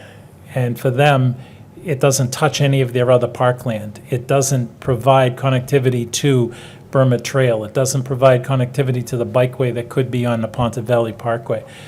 It doesn't have rare species on it, and they just don't feel that it has enough value to bring into their system. Yes, it's in the ACEC, but they think it has more value just staying undeveloped as it is. Thank you, Mr. Clark. Questions, comments? Are there any drawbacks to accepting this parcel, Bill? No. I think there's a plus to it, and that is that it goes towards the town's 1.5% when we respond to a 40B application, it counts towards our non-buildable land. How big is the parcel? 1 acre. About Just under an acre. There would be the loss of tax revenue that we receive for the parcel currently. How much is that, Mike, do you know? I can look it up. Not as I much don't as wanna- my house. I don't want to put you on the spot. Yeah. It's not much. It has been dropped down year after year after year, so it is not much right now. Okay. If I said $2,000, I'd be Yeah, on I want high. to say 1,900. That's, Okay. yeah. So we have $1,900 in lost tax revenue a year. So I guess the question is, well, why would we accept it if we're going to get $1,900 a year? But perhaps we wouldn't eventually, right? Perhaps. I think it has more value as open space to nature. I think it has more for the ability to take and have used for flood storage in that particular area. When we have flooding down in the Neponset Valley Parkway area, we're not concerned about that lot. That lot winds up holding more. We take and put something on there, we start pushing the water back. Now we've actually taken and pushed the water to the neighbors. We're causing them more of a headache. So for flood storage, it's better. For wildlife tracking through the site, it's better. The other part is if they don't do anything and you wind up getting it by default, you got it anyways. Same issue. Yeah. Mr. Wells. I'll make a motion if we're, is there anyone who feels we shouldn't do this? I just want to ask a question. Because there's no potential liability by acquiring this property. You mentioned something about a neighbor downhill who's claiming that there's flooding on her property, but it's not attributable to this property because there's no development on this property. There's no development will take place on this property. This is just one of those, it's a very low-lying area. We have people all over town that have taken and built houses 30, 40 years ago that today they wouldn't get to build in that same spot because of the floodplain. If they built their house today, they would have to raise the house up. The woman next door has the house is not raised at all. That same house today in that floodplain would have had to have been raised 4 to 5 feet higher than it is now. And is it just covered with vegetation? You said invasive species, but is it? There's invasive species vegetated? right now that the back of the lot has a lot of Phragmites in it. Phragmites comes when you disturb the soils and the seed just comes in. It's bittersweet, honeysuckle, buckthorn, and multiflora rose, all of which they spread. They're like wildfire when they spread. Yeah, well, that's one of the unfortunate things, because there are some great It's- species on here, and it would be wonderful to have it I mean, it's cleaned up, our but- property. If we decided that we wanted to have some of the summer DPW kids go in and clean up that area, again, it's our property. We can do what we want, but Mr. Well- Wells. So my final, go ahead, Mo, go ahead. Oh, no, well, I mean, that does, I mean, you couldn't just have volunteers go in. I mean, Phragmites requires using herbicides, which is licensed professional, so, I have to cut down one piece, put the drop of stuff in it. yeah, I've done it. Yeah, Nice Eagle Scout project. but, That's not a nice Eagle Scout project at all. but, yeah, I'm not sure the town could handle that liability, but, just in case, I think there was a recent case, brought against Roundup for cancer. It's on the news every day, the ads are on the news every day. Yeah, so, there's no opportunity, though, for, say, the owner to put a permanent conservation restriction on it themselves and get tax relief? It would have to come to the town. Do I have that right? They don't want to take and pay anything now. How much does it cost to put a conservation restriction on? Putting the conservation restriction on it means they still own it, they still pay taxes on it. And they're looking to not pay taxes on it. Oh, they still have to pay. They can't, it doesn't have value to sell. No, but But when you I put a thought that- I thought conservation the restriction on it, you conservation still restriction- own it. You're Right, paying right. taxes I- on something. I just thought that it would provide some relief, but it doesn't. You'd Okay. probably get tax relief. You would get tax. I thought you would got get some tax You- relief, because that's You how. can, sold it. you can, sometimes the assessors do that, but in this case, you can't build on it now. Mhm. So it's the ability to build that drives the price of the value Oh, of that no, I lot know. up. I can't build on it, so it has no value. Mr. Wells? So just my own question, where is the Concon on this? Where is our Concon on this? They asked this board, can they take the property? And I So- think that's so- what They, it is. they motion- voted to accept they it voted, with yeah. your permission. Perfect. Okay, That's all that's We we what I just have wanted. to So- give All them right, a I'd like to make a permission. motion to accept a donation from the Preddy Galley family for the conveyance of land under Ponce Valley Parkway, parcel ID A 12-9 to the town of Milton. Second. Motion's been made and seconded. Any further discussion? I'll Mr. let- Chair, oh, it's Mr. roughly about, the land is assessed at $34,800. Quick math, it's about $500 in taxes. Okay, even better. All right, motion's been made and seconded. Any further discussion? All those in favor? All right. Aye. Unanimous. Thank you, Mr. Clark. Thank you. Thank you. Item 7, conference with the Youth Task Force on the feasibility study. Sorry for the delay. Sorry for the delay. That's all right. Good evening. Thank you. Good evening. I'm just going to speak for a second to introduce our guest and then leave it all to her.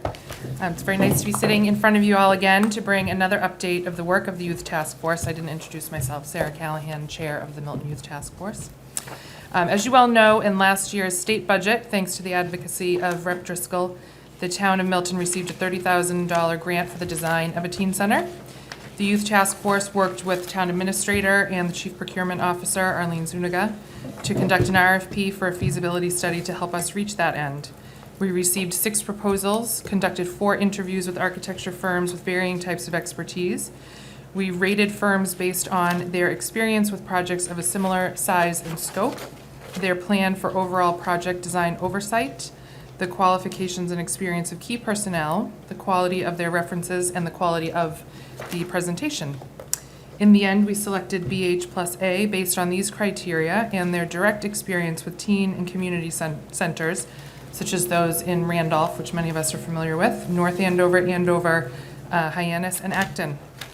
I'm pleased to introduce to you Rachel Young, project architect and one of the leads on this feasibility study. Rachel's and the firm's dedication to this project was evident from the day of the interview, and the quality of their work was impressive and reliable from start to finish. We're all very appreciative, particularly of Rachel's commitment to getting to know firsthand, and on very hot days, I will add, the various sites discussed in this report. Pleased to introduce Rachel to you and excited for you to hear the results of this feasibility study. So, hi, my name is Rachel Young. I'm with the firm BH plus A. Many of your faces are familiar, so it's good to see all of you again. Feels like this project just started 2 days ago, but it's actually been quite a few months.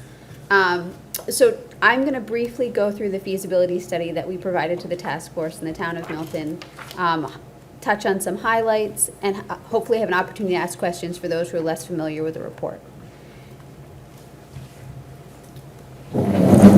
So we started in earnest, I believe it was the end of May, beginning of June, and what I wanted to stress is that we were really building on some really great work that the town had already completed. There's, of course, the master plan, which we've been discussing tonight, and the Milton Substance Abuse Prevention Coalition. Typically, we do a lot of community outreach to start our projects off. But we actually had a lot of content and information already from the town, which was incredibly helpful and allowed us to do a really thorough feasibility study in a short amount of time. So for us, we started with, again, speaking with the stakeholders. So that would have been the students of Milton, parents, community members. We had a series of 3 meetings. And the result was our report. And I want to stress that it's open-ended. It purposely does not draw conclusions because we understand that the town is not at the point in the development of a teen center or the exploration of a teen center to actually make definitive conclusions. And so we wanted to provide more of an open-ended framework to facilitate future discussion. So this is a jumping off point for the town, is how I would phrase it. So again, just to highlight some of the previous work that we were able to use in the generation of our report. So as I mentioned earlier, we had 3 visioning sessions. One was exclusively with the middle school students at the middle school, one was with the high school students at the high school, and a third was for the community at large. All were well attended. We had about 50 middle school and high school students, and this was at the end of the school year when things were actually quite busy, so I consider that a very successful trip. And then we had about 20 community members. So again, just to stress on the point that this is a framework for future discussion. And this is one of the quotes that we included in the report. So just to state it for the record, our feasibility study lays out several optional paths for consideration, but purposely draws no conclusions. The study is not definitive, as big picture concepts such as construction funding, operational costs, location, and private fundraising capabilities are unknown. Instead, we frame the variables within certain limits in order to assist and provoke the teen center conversation about the what, where, and the how much. So a feasibility study is in essence just that. It's the who, the what, the where, the when, the why, and the how much. So first to the who. In our experience working on teen centers and community centers and intergenerational centers such as the one in Randolph, we find that typically you don't have commingling of ages, and if you do, you have a center that is segregated by times of day. So frequently you see like a middle school Tuesday or a special event on the weekends for the high school students, but the two groups generally don't like to be together and generally have different interests and aren't always compatible. That is not an absolute, but that's just the experience that we have. There are always different trends emerging, and I wouldn't say that that this is, definitive. Then to the what. So we looked at this particular feasibility study as an opportunity to look at different size facilities that might work on different size sites. And in the particular instance of Milton, you had existing buildings that happened to correspond with those sizes. So it also became an exercise in how do you take a small program and put it in a small existing building. It may be in the future that it's that small program on a small site, or there might be other constraints that limit the size of the program.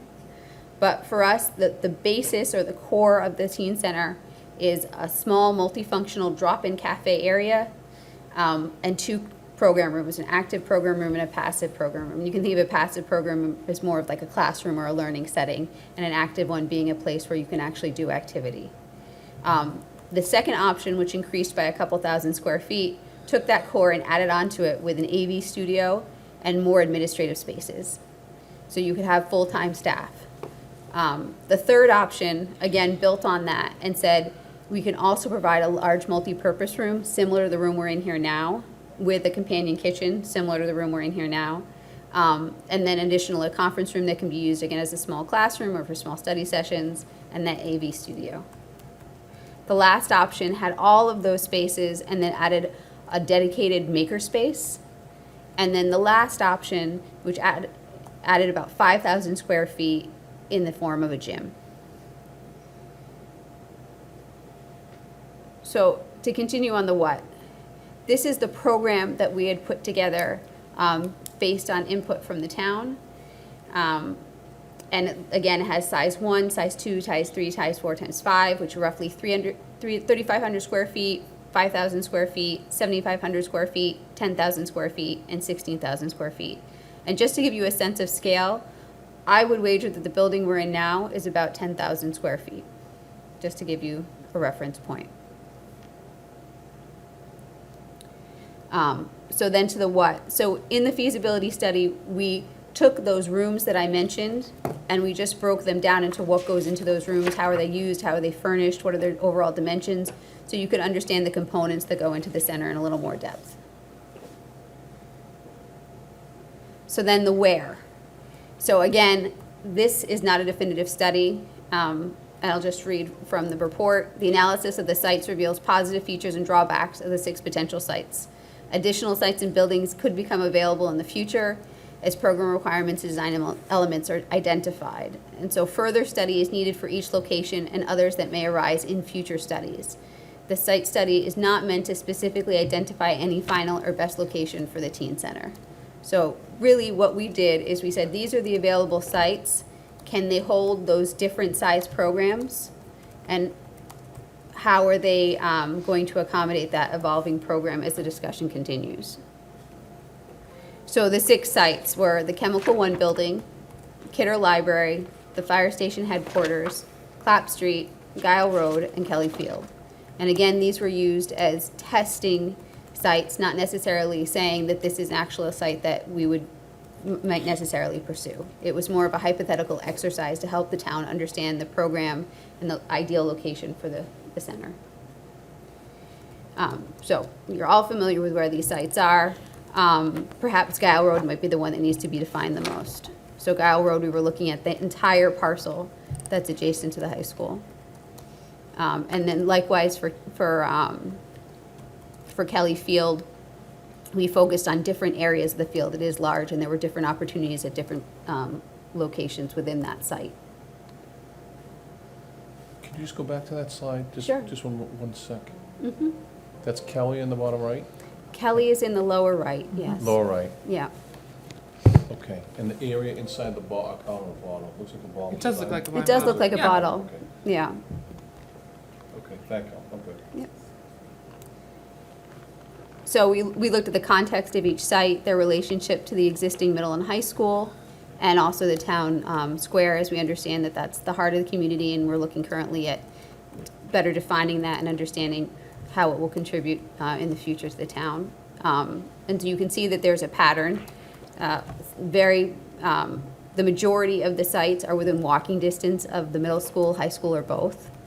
Brush Hill Road was a site that we looked at initially and actually took out of contention because, one, it's very difficult to build on a site like that close to the river. There are lots of restrictions in terms of setbacks, in essence. And two, it's not accessible to either of the schools. You really can't walk there. You would need to have busing or some alternative transportation. I have just a question. Yeah. The Brush Hill Road site, is that the paper mill property or a different property on Brush Hill Road? So that's where you used to have basketball courts. Right along the street? Yeah. Right Okay. up, before you go into Mattapan. Okay. Yeah. Yeah. Thank you. On the left, is it on DCF property or is it our property? It's It's ours. it's Yeah, but adjacent to the adjacent DCR. to the DCR. Yeah. Basically where the bike path comes across. It's like inside the Yeah. bike path, between the bike path and the river. There are it's a very flat and actually fairly deep site for being close to the river. But again, you have extreme setbacks when you're building next to a river. And so you had very usable space, little usable space at the end of the day. And then the fact that it's not accessible to either of the schools really caused us to say there are more sites that we probably should focus our attention on. So for the Chemical One building, so for us, the Chemical One building was looking at taking that smallest program of 3,500 square feet and basically saying, this is what you get for 3,500 square feet. These are program spaces you can put in a building of that size. It's not to say that that building is necessarily the best space for or best site for the center, but just gives you an idea of what you can work with. And so this site could accommodate a small multi-purpose room, a small cafe, 2 classrooms, which are noted in purple, and you'd have to actually do an addition on the rear to provide some of the core spaces like the restrooms and the stair and the elevator that you would need for a 2-story building. So quite compact, gets you a little more than what you have currently proposed for the church basement. It's a lovely building, has great character, right in the center of town. But you can see that you're really restricted in terms of what kind of program you could offer there. I will say that it lends itself to doing a phased teen center where you might consider doing something small as funds emerge and then perhaps building addition over time. A gym is a great addition component. It's something that really can be freestanding. It doesn't need to be built when the original building is built as long as you designate an area that it can expand into. So the second site was Kidder Library. Kidder Library is slightly larger. It's about 5,000 square feet. Similar to the fire station, it has upgrades that would be required. You'd have to put in new bathrooms, you'd have to put in a new elevator. It's a lovely old building with great character. The Kidder Library is actually on a quite small lot, and I think that's the most restrictive aspect of this particular site.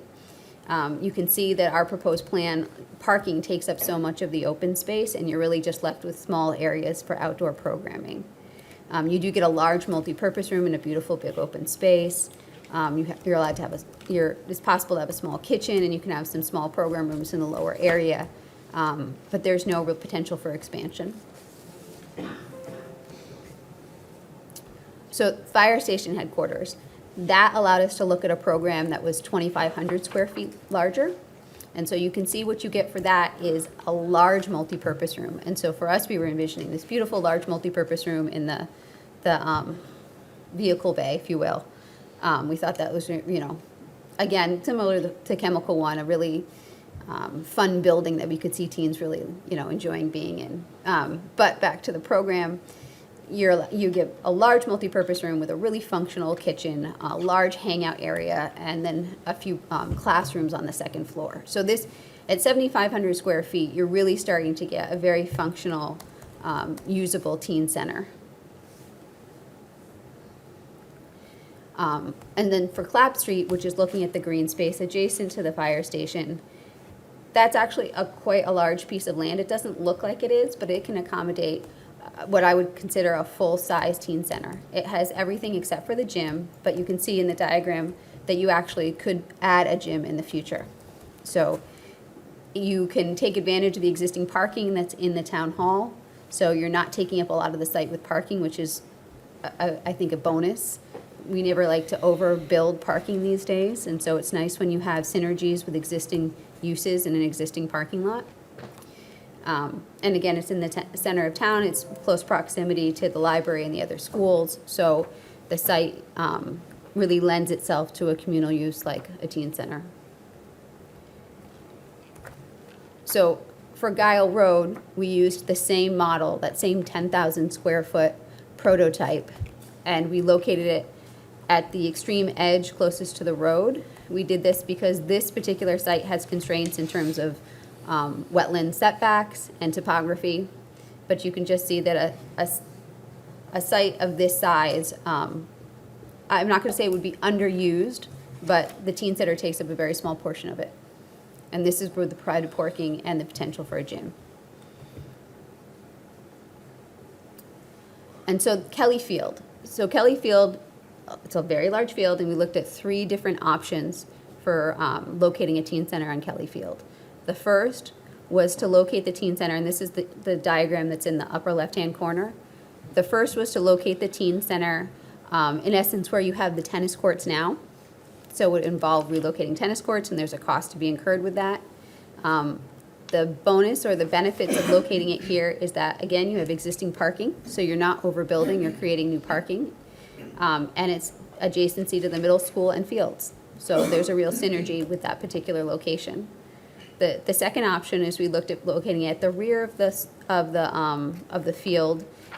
The drawback of that is the access would really be through residential streets, which I don't think would be preferable to the neighbors. But again, it's a flat area, and it's close to the fields and is off to the side. You wouldn't have to relocate tennis courts. And again, Kelly Field fits the full-size program. So this is the program that has the 10,000 square feet of program space plus the gymnasium. And then the last diagram, we looked at reusing the site where you have the concession stand. The concession stand or the concession building really is too small to lend itself to a I want to say senior center, to a teen center. Are you referring to the Red House? You referring to the Red House? Yeah. It's really too small, and the limitations of this particular location is the topography. It's just such a steep drop-off. You have exposed ledge there, so you know you're going to have issues when it comes to constructing on that particular area of the site. But you can see that you can still fit a rather large building there, and it would just become a 2-story building at that point. You would still have access, most likely, through the residential neighborhoods, however.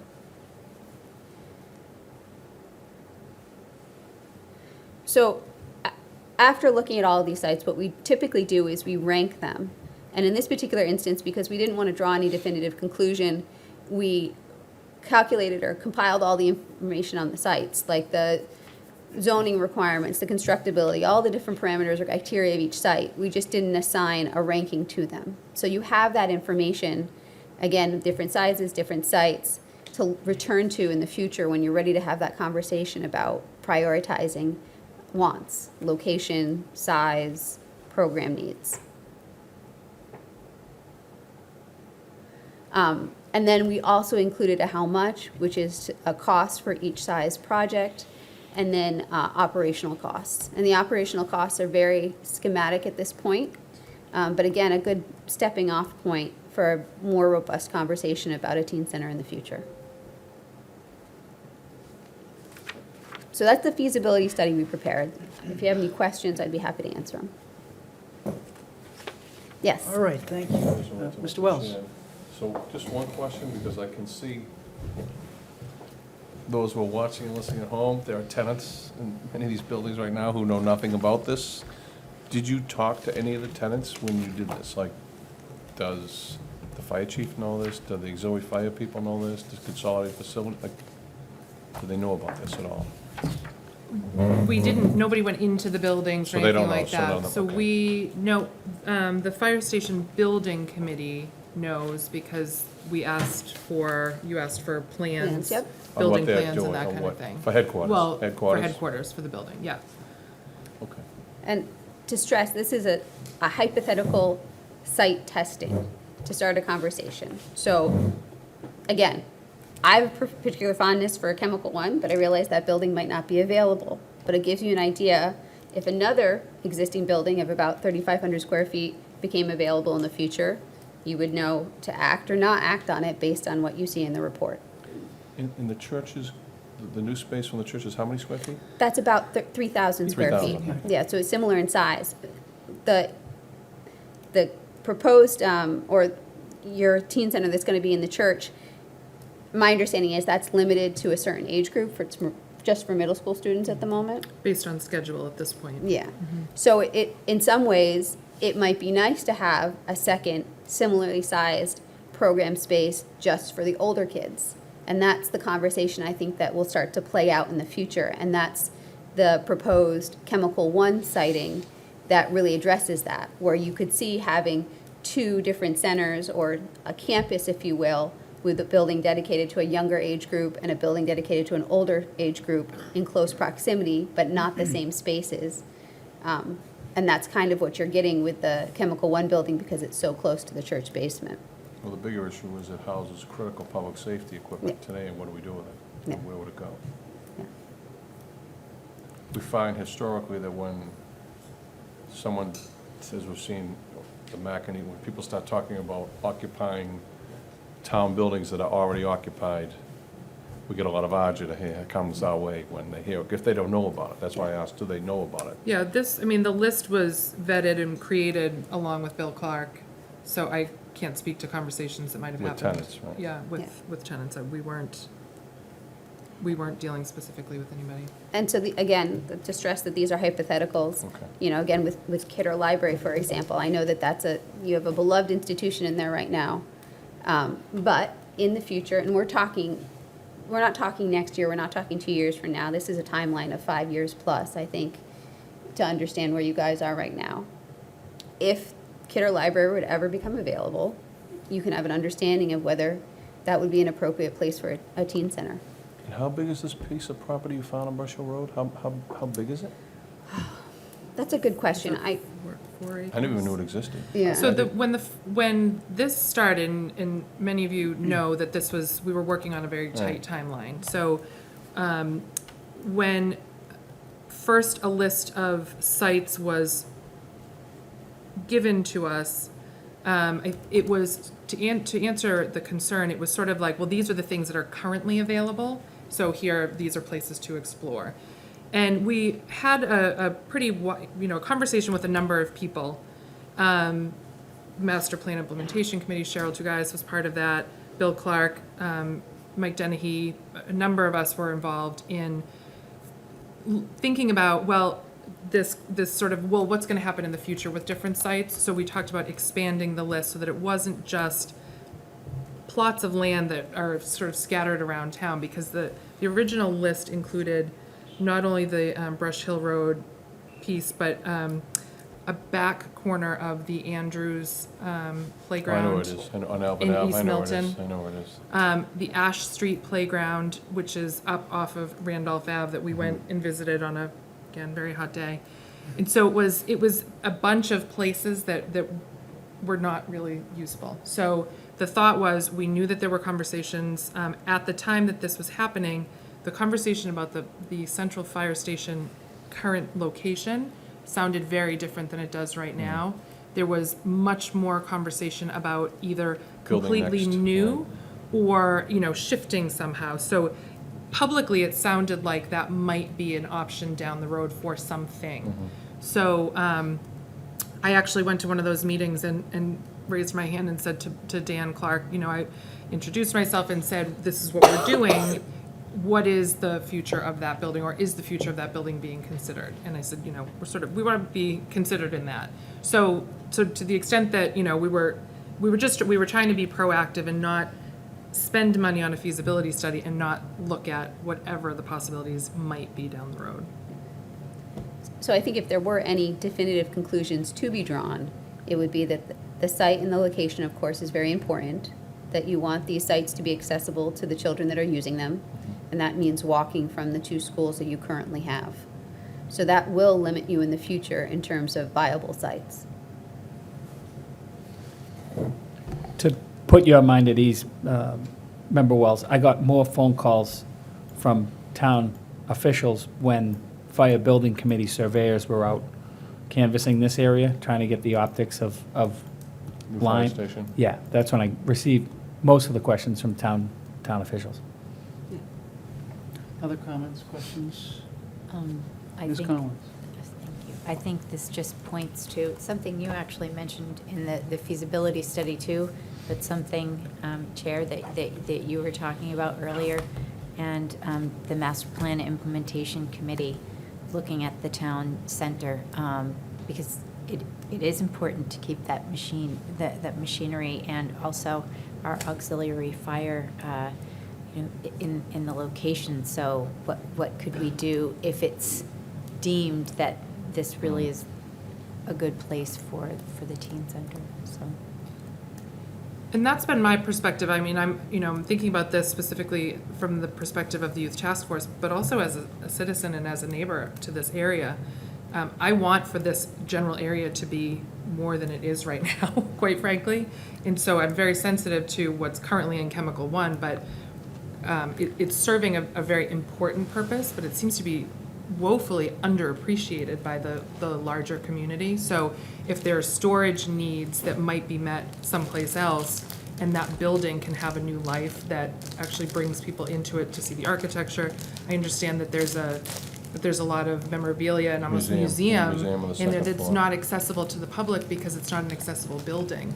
So I'm thinking about, sort of this bigger question of how do we make the best use of the buildings, the space that's currently occupied by buildings, the space that's not occupied, that doesn't have anything on it.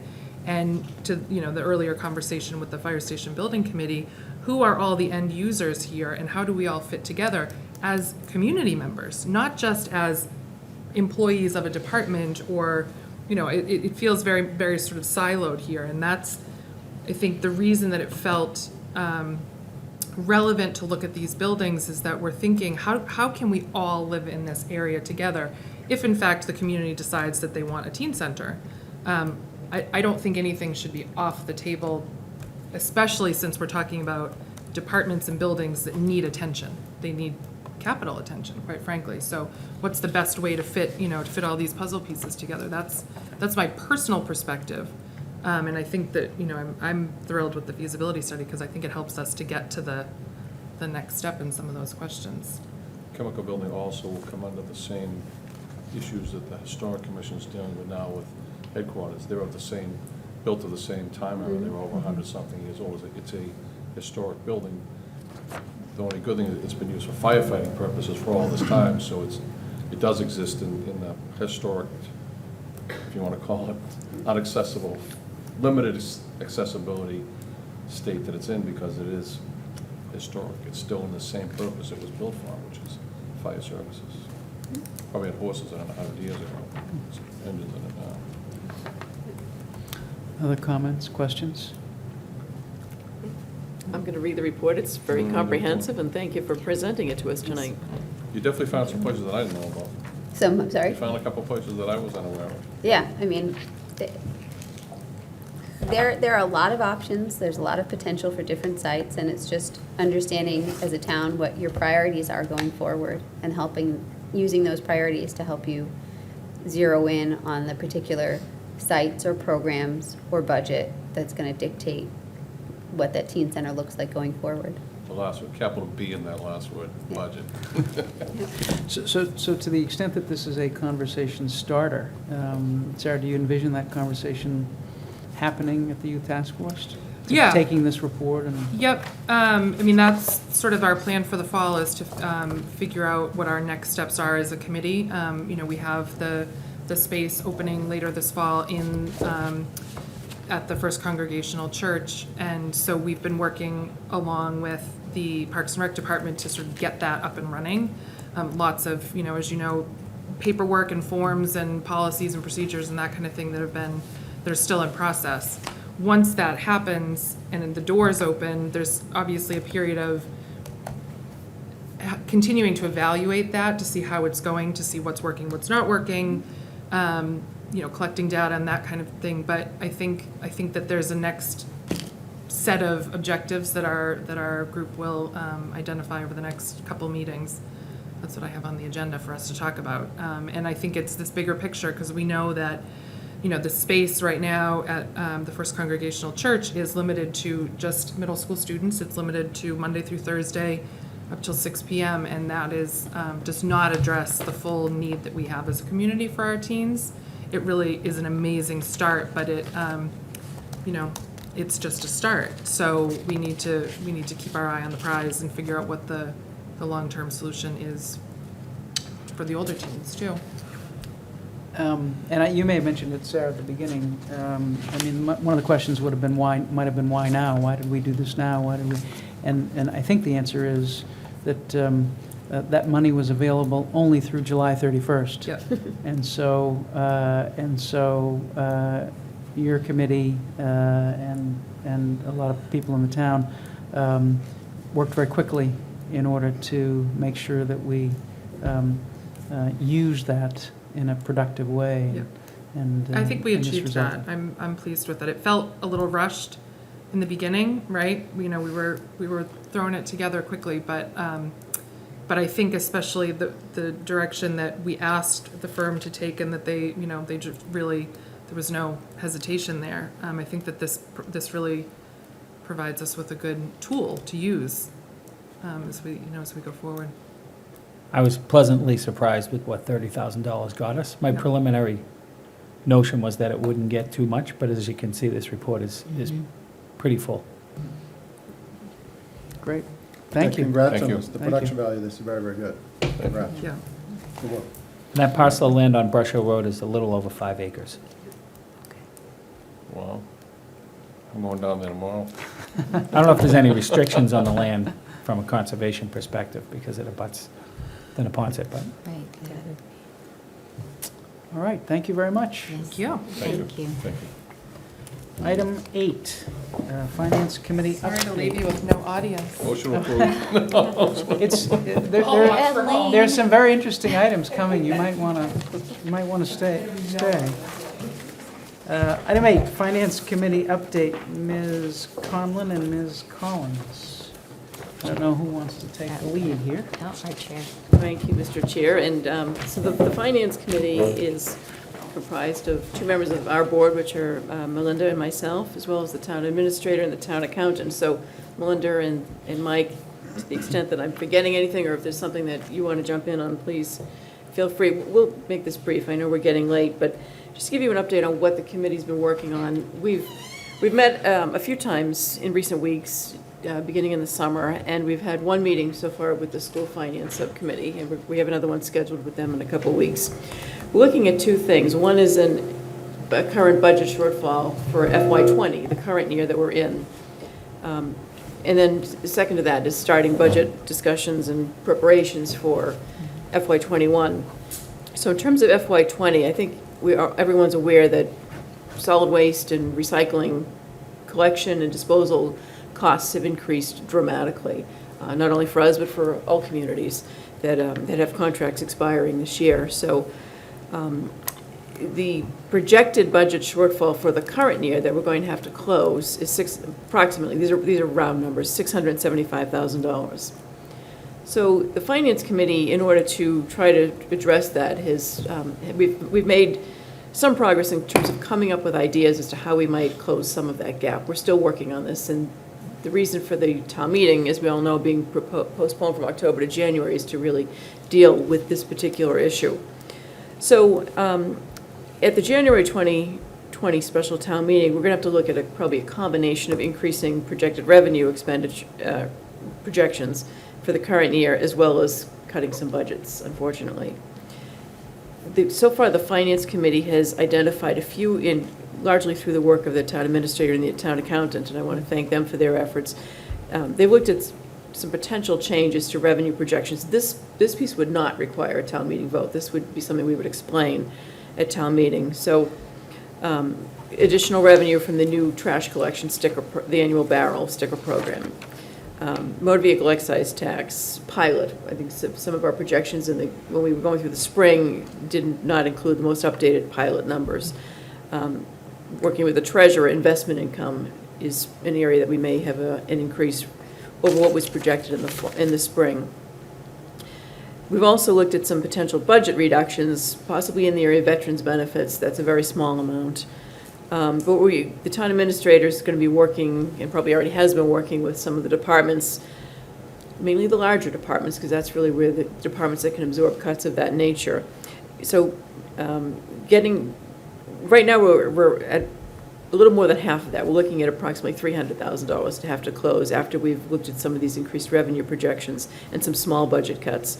And the town administrator is going to be, and he can speak, there may be more to report, but if there is, I'll let the town administrator speak to that. But police, fire, schools, DPW, probably also looking at the law and the general insurance budget to see if there's any adjustments that can be made there as we come into mid-year.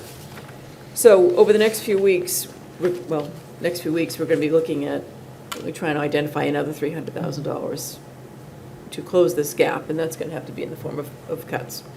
So we're continuing to work on that. We'll have more to report at a later date, but we wanted to give you an update on where we're at in terms of the FY20 current year budget for the January special town meeting. The second item we've looked at is and this is very preliminary for the FY21 budget, the town accountant, Amy Dexter, and I think working with the town administrator, maybe working with some key department heads, has looked at updating the 5-year financial forecast. And these numbers are very preliminary, but we're looking at a gap for fiscal 21 of a little over $2 million. So let's use $2 million as an approximate number. So that's the amount that we're going to have to close between now and the May town meeting, or really when the warrant goes to print, probably at the end of March, early April.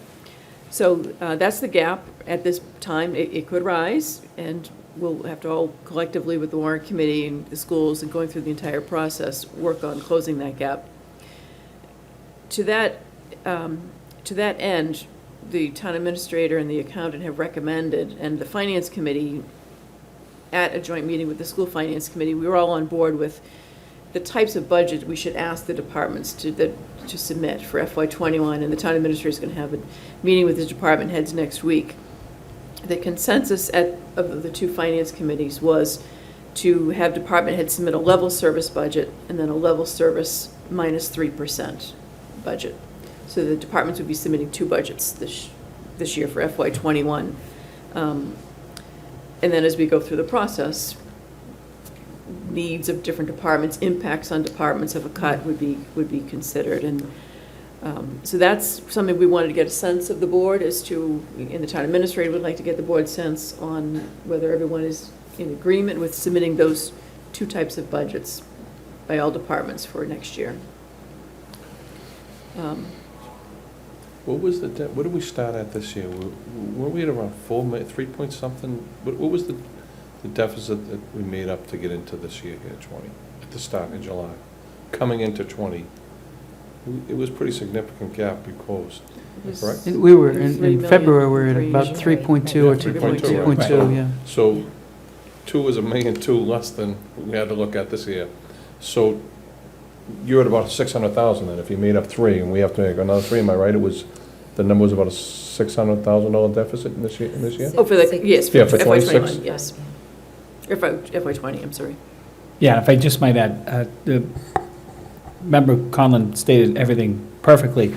There's been a collaboration very similar to what we did in the spring with the school committee and their finance subcommittee to work through the reductions in budgets, and we're going to have a meeting with them again to further review that $300,000 that's still outstanding. You know, there are some revenue estimates. I think the one thing that I can add to her testimony is that I'm going to meet with Chief Appraiser tomorrow to see if he can revisit the new growth numbers. There's some development projects that may be coming online sooner rather than later. So Bob Bishway is just back from his illness. We welcome him back, and I look forward to speaking to him tomorrow. And maybe we can revise some more of the revenue numbers, which, as Member Conlon said, wouldn't require town meeting approval, which could help that $300,000 gap that we stand at.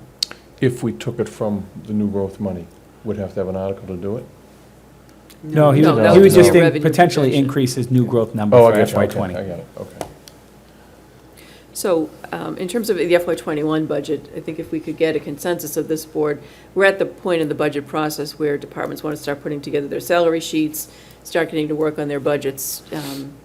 So maybe we could have a discussion on that. There's another thing that we've been working on that I wanted to just mention briefly. Why don't I do that now? And this is largely through Melinda Collins' work. When the committee was formed a year and a half ago, one of our early tasks 2 summers ago was to start working on the financial policies and updating those. We were working on that into the early fall, or probably right through the fall last year, and then we put that aside when we took up the budget. And the emphasis of the finance committee really has been on the budget, and then since the summer, really on closing the gap and on starting to look now towards the FY '21 budget. So one suggestion that was made by Ms. Collins, and there was some discussion at our finance committee meeting, and we all thought it was a good idea, was to see if we might be eligible for community compact grant, to bring in a consultant to help us with our financial policies, to maybe look at what some other communities are doing, figure out what policies might make sense based on the specifics of Milton with a large residential tax base, and issues that are unique to our community, and crafting the financial policies to reflect our reality. So that's something that we may be interested in applying for. Other questions, comments? I mean, Mr. Wells? the level dollar, and then the lower dollar less 3 is an exercise. I mean, speaking as a former department head, not here. I mean, it's an exercise that we've had to go through in the past. Can I just clarify, it's level service rather Yeah, than I'm sorry, level actually, dollar. I said level dollar. Level service. I was thinking, I had it in my head. Level both, 'cause dollar would be worse. Level dollar will be worse. We did that in the I've lived through past. both. I've lived through both. Yeah. But I think it gives the department heads the ability to, with you, Mike, to be able to work out their level service, and then a level service less than 3, and unfortunately, it's a reality of what we have to go through here. It happens every couple of years, and I applaud you in bringing that forward so soon, because we're not talking about this now in January, it's September. It was almost October, but it's September. I think for the department heads, it's a lot better for them to know this now versus January, protect, they have some time to plan and look at this and strategize how you want to do it. So it's a sad reality, but it is the reality. So speaking as one who went through this as a department head for so long, I get it. I think it's a smart move to make now at this point. And I would just reiterate that it is, to Member Conlon's point, it is the larger departments that can Yeah. absorb that 3%. As we saw last year, some of the smaller departments, like the Council on Aging here or the Building Commissioner, they were less than level funded in 20 from To 19. begin with. Yeah, so that 3%, I mean, when you add in the collective bargaining agreements and contractual obligations, their general expenditures, if you took 3% from that, it wouldn't get them back to where we need to get. So it's the larger departments that would be looking for the police, the fire, the schools, DPW, to help supplement that minus 3. And my question is, does the level service -3, does that close the gap? The town accountant is confident at this time that would help for 21. And No, we don't that's what I know- mean. Right. Yeah, that's what I mean. Do we- 20 through we wanna be 10 confident 22, that yes. it would get us there. Yeah. Okay. And we have no idea what free cash is gonna be, because it's not July, we won't. Yeah, free cash wasn't considered Yeah, in we terms won't of these even know. numbers for No. FY '21, so we were not considering that. Well, part of that 2 million for 21 is considering the money that we used for operations out of free cash for last year, which Right. we now have to pay back. Right. Right. Plus, what about the, like, I know, like, Henry's is starting now, Great I've read some emails that there'll be some significant in permits and, like, Pulte's a reality. I mean, there are houses there paying taxes. How big a bump is that for us? That's with the these- conversation that I'll have with the chief appraiser tomorrow Okay. about readjusting his, I believe the original number was 750,000 with these projects coming online. The building commissioner was To the black. very conservative that his number that he presented, I believe it was $1.1 million. I saw that. He's standing by that number and doesn't think It will his be any number less. will go north of that. He's not, he's very conservative with that number. Okay. Any other comments, questions? I just probably should thank the school sub-finance committee for their cooperation, working with us. Like I said, we've had one meeting, we plan to have several more as we go through the process, and we're also looking to get the chair of the warrant committee to come in and meet with us as well, so. Who is on that committee, Katie? The school committee, The finance? school finance committee, subcommittee, it's Elaine Craighead is the chair, and Sheila Varela, who's the chair of the school committee, has been at a couple of the meetings. I'm not sure if she's on the finance committee, she may be. And Superintendent Gormley and Assistant Superintendent Pavlicek have also been at the meetings, so. And one more thing, if I might add, the chair of the warrant committee, George Asher, has asked me to attend with any one of you that would like to attend the warrant committee meeting next Wednesday to go over just what we're talking about now, both the FY20 shortfall and the FY21 anticipated. Yeah. And we'll have to convey the same message to them. These are preliminary numbers, especially for '21. So there'll be a lot of change as we go through the process. Again, you're out ahead of this, so that's a good thing, I think. Yeah. Talking about this now. Yes. All right. Thank you. Thank you very much for that. Thank you for all the work. Thank you for getting ahead of this, and more to come. Item 9, discussion with respect to a Milton Yacht Club lockup building letter. And, Good, you can go. You can, who wants to take the lead on this? Mr. Dennehy? Yeah, thank you, Mr. Chair. We received a very favorable letter from the Mass Historic Commission about a month ago, I think. September 5th. September, yeah, okay. Time flies. It was presented to the Milton Landing Committee group. They've all read it. So wanted to bring it to this board to see if there's approval there to go forward. Steve O'Donnell is quite happy from the Historical Commission. I have to thank him and his team. They kind of took the lead on this, not kind of, they actually took the lead on this and wrote the letters necessary to get the ball rolling. So here we are. There is, it was discussed at the Milton Landing Committee, there is a slight impact to this when looking for funding and, how that building is going to be maintained, because there's a paragraph in there where I believe the Historical Commission wants it to be historic as a yacht club. And that sentence, so. The Mass Historic Commission does. Mass yes, Historic Mass Commission, Historic so Commission does, yes. repairs that are needed at that building and will be needed to that building, need to consider that and the cost impact of that, and the grant opportunities for that. And the one reservation is the time constraints that could come from a funding source that would be a grant opportunity. But overall, very, very positive note. Great work by Steve O'Donnell and his team to get it to this point, and the work of this board to support the previous letters that were submitted. Just Mr. the one Wells. caveat is that, we applied, all our discussions have been that it would go on the historic register as a police lockup, but if you can see from their letter, it's the 100-year history of it being a yacht club is now taking the priority that recognize it as a Milton Yacht Club landing facility, so that's pretty unique, but Bill Ritchie's aware of it, and he's the one who's, and I did call the chair about the planning board and the MPIC, Cheryl, to tell her that that we had received correspondence from them, so it'd be interesting to see how it goes. So is there anything for us to do tonight on this? I think it's for Or just- Steve, I think it's for the historic, I think. the Yeah, next step- I think this board could task Steve O'Donnell with the next steps, which he's willing to follow through on, probably filing for some grant applications as we proceed through the RFP in Milton Landing. Ms. Collins? Well, did I understand, though, that, I don't really understand the whole process. So we haven't been put onto the National not yet. Register. No, That no. requires sort of a next set of applications. But we could still access grants because of the I believe state, not the national, opinion. not Okay, so, federal. I think state, but not the federal. state will do that because of this opinion letter, I guess is what you would call it. Okay.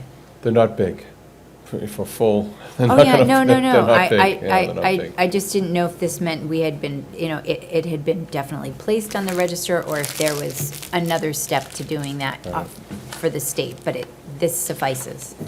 Okay. But one thing that we should be aware of is that, is the landing committee's talked about, is that, if you get this designation, if we get the national designation, then any repairs to this building are going to have to comply with the historic Yeah. requirements for replacing windows, Right. roofs, Which so is that could be expensive. quite expensive. And Bill Ritchie, for right now, is very aware of this, we just did the roof, we just paid to do it, we Right. just did this, so he talked to us, like, the windows would be a key one, and maybe we get the money for that. Pointing of the bricks, those are the things that are We really really need it, critical needs to maintaining, as Katie says, that historic element to it, from everything from the cement, all that, but, He's and- actually found Yeah, he did, yeah. a person who collects windows from that era and replaces them. So- And the glass, you need that, you can't just Great. use, you actually have to use glass from that era. It was very good, he's got, kudos to Bill, he'd been on top of this, for something he never even knew he was responsible for until 6 months ago. So, am I to understand that it would be in favor of us trying to get this Yeah, placed he's on the okay with this, national he's aware of register? it, yeah, Bill's all right with it. And to Mr. Wells's point, that's why he did the roof the way he did. Yes. Right. Yeah, I went on one of the walks with that, so, this is lovely, great news. So, I don't know that we need to take a vote. It sounds like we generally, the feeling of the board is generally to support the efforts of the Historical Commission to rehabilitate the building in a way that, and move forward for the designation, for the historical I designation. think so. I mean, I am a little concerned about the cost of repairs and maintenance over the future years of Right. this building, but I wonder if we should ask them to maybe consider that a little more. I mean, we can go for state grants and do the work that we can do now. We don't have the national designation, so it's not as if we could Right. apply for a federal grant right now anyway. So I don't know how it would make sense to ask them to consider the implications of being placed on the National Register before. Yeah, just to piggyback on that, if I might, some of the grants require matching dollars. So if you get X amount of dollars as a grant, the town has to commit to the same amount in order to receive the grant, so. Even for state grants. Yes. Yes. Mr. Wells? Just the one thing that I do like about this, especially in light of the work that MPIC's been doing on the historic Milton Village, is this designation kind of puts some onus on us to maintain this, and on us into the future, maintaining the historic nature, because one of the things Bill had said is, if this was denied, someone could come in 5 years and vote to do whatever they want to it. Right. You know, at least this kind of helps us to maintain the historic nature of what's there today. Katie's right, at what cost and how hard it was, but, you know, history sometimes, once it's gone, you can't get it back. Right. Well, and having gone on that walk, the thing that I believe I took away was that if you repair it using current methods and materials, the building actually is damaged by that. So we either, I think, commit to doing it the right way and preserving it, or not preserving it. I mean, that's the way it seemed from the walk with Bill Ritchie. Does it make sense to ask Steve O'Donnell to come in and walk us through the pros and cons of this? How about, when we have Michael talk to him and see what he thinks, and if he thinks it's warranted, then we'll bring him in. How's that? Sure. Just in, Okay. takes a long agenda. Just- Yeah, no, that's right. Maybe you That's could right. also speak to the whole process and how long it takes and what's Right. required. Right, I think for it's a couple national of years. register It- designation. Right, in here it said, I think, something like 24 months, just once they get the application Yeah. at the National Register, so, yeah. Okay. Anything else? Nope. Item 11, confirm future meeting dates. The next Wednesday, 2 weeks hence, is Yom Kippur, and so, I think we should try to see if we can get an alternative date other than October 9th. I think at least one person is available on the 8th. Could people do the 8th instead of the 9th, which I is can the do the Tuesday? 8th. The 8th is okay. I can. Yes. Is the Tuesday, Yes. Tony? Are you- Sure. Yeah, Tuesday, all right, so why don't we make it October 8th? So we don't, so we can skirt the Yom Kippur date. And then we also have the 23rd, and the 6th of November and the 20th. Those are the following Wednesday evenings. And then we also have the MassDOT information meeting on the 138 project on Tuesday, October 22nd. So those are the dates into the future. They're going to be here on the 22nd? Is it here? It's at Fuller Village. It's I Fuller, did okay. receive a request from a resident to have it at a town building. I guess there was a previous meeting held up at Fuller Village, and parking accommodations didn't work out well. My understanding is that they picked Fuller Village because it's centrally located, because Canton representatives will also be there that night. If they were talking about the Milton Substance Abuse Prevention Coalition, they had it in a small community room instead of the large room at, what is it, 1372? Forward to, yeah. If it's in the large community room, I mean, there does seem to be a lot of parking. I would check and see how much parking there is, because I've attended things there before and not had a problem, as long as it's in that large room. And that's my understanding, that it's going to be in a large room Okay. up there to accommodate both for Milton representation and Canton representation. Right, yes, I couldn't find parking and had to park down below and walk up, and I can understand why that person would be concerned about that, but. Okay. Item 12, discussion of town meeting articles. Mr. Dennehy, do you want to take us through? Yeah, so this is discussion? thank you, Mr. Chair, this is a revised list, and again, it's still preliminary. I know we're getting closer to the date of submission in order to meet our requirements with the warrant committee and printing deadlines and everything that's necessary for January 13th special town meeting. So this is a revised list, which, again, is up for discussion here this evening and going forward.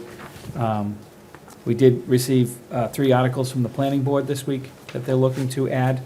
I think Mr. Schrouth and his committee will be adding one to this list. Mhm. We did take Yulin Rink off. That's a discussion that needs to take place. A permit expires at the end of April, and with the anchor tenancy also expiring, would be, there's no need to put Yule and Rink on there for a town meeting article at this time. But I think the rest is been looked at and reviewed by this board. Jen added those other ones that I mentioned. So just up for discussion here. I know there was some talk about potentially moving the prudent investor rule to May, to the annual town meeting, just because this docket is getting a little bit heavier. The Finance Committee has also not discussed that Right. with the treasurer and Abbey Capital. We've deferred that while we address the budget shortfall. So in fact, at our Finance Committee meeting, we thought that it would make sense to move this one to May. I think that sounds like it makes sense. We just might want to talk to the treasurer about that, to see if that fits within his schedule. Any questions, comments about the list of proposed articles we have? We have the prudent investor rule, we have the guidelines for the 5G cable boxes, small cell policy.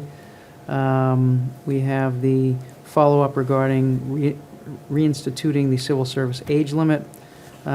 We have the short-term rentals proposed article. We have a potential article on one-day liquor licenses for the Milton Public Library. We have a potential article on renaming the Council of Aging. We have an article to create a Milton Landing revolving account. We will have an article on the DPW solid waste budget to adjust that budget. Same with the stormwater enterprise budget. We will have an article, it sounds like, from the Fire Station Building Committee. What is the Randolph Avenue Betterment article? There are a series of homeowners on Randolph Ave from Artwell to Gun Hill that want to get off of the septic system and onto the town's I see. sewer. Yeah. Okay. We have the article on amending the warrant delivery bylaw that I know our executive secretary has done a lot of work on and provided some background on that. And then, as you mentioned, the electronic voting. So that's the list. It is in a... Oh, go ahead. Sorry, Mike. Yeah, Who please. submitted number 6? I'm just curious. Number 6, well, I don't know that we have an article yet. My understanding is that the executive director... That was a Council on discussion Aging- that the Yeah, I thought it director and came I from here. had Yeah, had. I was just curious. yeah. But I thought we saw an email indicating that the Council on Aging Board may not be in favor of that. I didn't see that. Is that true? Yeah. Yes, there was an email that came across that they would like to discuss it. They saw it in the newspaper and hadn't been briefed about it. It was a conversation that I had with the director when I first started here. It's something that's happening in other communities, and it was something that we discussed in passing when I submitted that request to my department heads about potential town meeting articles. So they're renaming it to Centers for Living versus Council on Aging. Yes. So we'll probably want to hear from the board on that and see what their view is on that. Yeah, Seems to me, Ms. Conlon. My sense is, we have a lot of topics here. We don't really have any draft articles yet, and I'm not sure what a lot of these would actually do. I mean, obviously, the budget ones are important. Fire building, maybe I misunderstood Dan. I thought he was mentioning May rather than January. He is. I don't think he's coming for money in January, no. No. May Just come an up. update, May- and just an update. Yeah, Yeah. just an Right. update. But short-term rentals and the reinstituting the civil service, I thought, at least on the civil service, I thought there were still a number of open questions when we considered that the last time, and maybe they've been answered, but if they were, I'm not aware of that. The short-term rentals, we haven't, I'm not sure if anyone is drafting something on that or who's actually advocating that yet.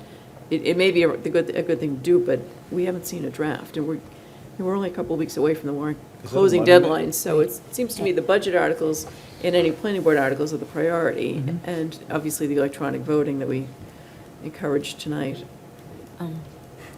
Also on the short-term rentals, I believe we received an email talking about some disturbance along Canton Avenue because someone was using Airbnb for promotional parties and things that were going on into the night. And I'm wondering if it's within the town's power to prohibit something like that. Short-term rentals used for parties, entertaining, promotional, or if there's a way to regulate it or something like that. Isn't that what the intent is here? Isn't that what we're trying to, or is that just Well, the this taxation? is just the about taxation? taxation, Yeah. right? So since, and I'm mentioning it because we haven't seen a draft of an article, so maybe that we want to consider both of those. I don't know. Mr. Chair, Mr. Denny, where did this come from, the thought behind this, the act on Airbnbs? Is it coming from your office? Is it coming from, was this, someone sent this to us? It's been something that's been recommended by the MMA and and the Commonwealth, so. So there's stuff we could find, there are articles something we can find. It does, Right, there are and- more than you think there are. I mean, if it's a taxes case, then maybe we should be starting to do this.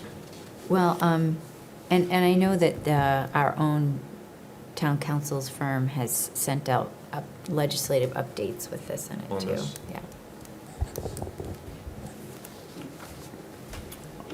All right, so, yeah, on that one, I guess the question is, do we want to regulate it and tax it? So that's the, Mr. Chair, in lieu Yeah. of time, can we maybe make this an agenda item for our next meeting, kind of narrow it down to the ones that is Colin says that we're going to actually move for January and get them there? I think that makes good sense. My sense is the January meeting really should be things that are time-sensitive, Right. or I agree. can't, that we don't want to, for whatever reason, we don't want to submit to May, we'd rather advance. But, I mean, number 5, one-day liquor licenses for the library, is that something the library trustees are putting forward? I think it may Yes. be, yes. Yeah. Yes. So have they submitted a draft of that one? They have not. Okay. But I think you're right, Katie. I mean, this town meeting is ostensibly for planning board articles. The one-night town meeting for Planning board emergencies, right? articles and because of And the the budget budget. issues. So perhaps that should be our focus and some of these other ideas, since they don't appear to be very baked at this point, to the extent they're not an emergency and they're not baked, maybe they're more, be more appropriate for May rather than January. Yeah, I mean, I think they all sound like interesting ideas. I think if we're the board that's going to submit some of them, we just need to have more discussion of them before we, And text. and we're running up against the clock. Yeah. So I'm comfortable with focusing on the planning board articles and the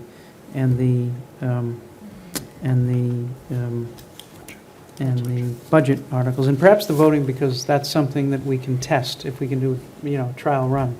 And so maybe it makes sense to do that as well. What about the one for the warrant delivery? I like that, too. There's a way to save some money right there, a little bit of money. Right, and it close seems the as if gap. that has to go together with And the I electronic think we should really voting. pursue that, because a lot of other towns have already implemented that, and it's, I think it makes sense for a variety of different reasons, economically and also environmentally, I agree. 100%. So that's a no-brainer, as far as I'm And concerned. Melinda raises a good point. I mean, there's some symmetry there with amending Yes. the bylaws for the electronic voting and amending, so bringing us into the 21st century. I mean, if Frank Schwartz Committee's looking for $16,000, I mean, I think we can come up with maybe half of that, just From by this, some of those just from options. this. Yeah. So, okay. The lighting subcommittee, only because we're about to shortly put an RFP, we want to get that done as well, because it's monetary, which is going to be directly connected to whatever comes in on an RFP, so we want to do that. And that's a quick, I don't think those will be very fast. Okay.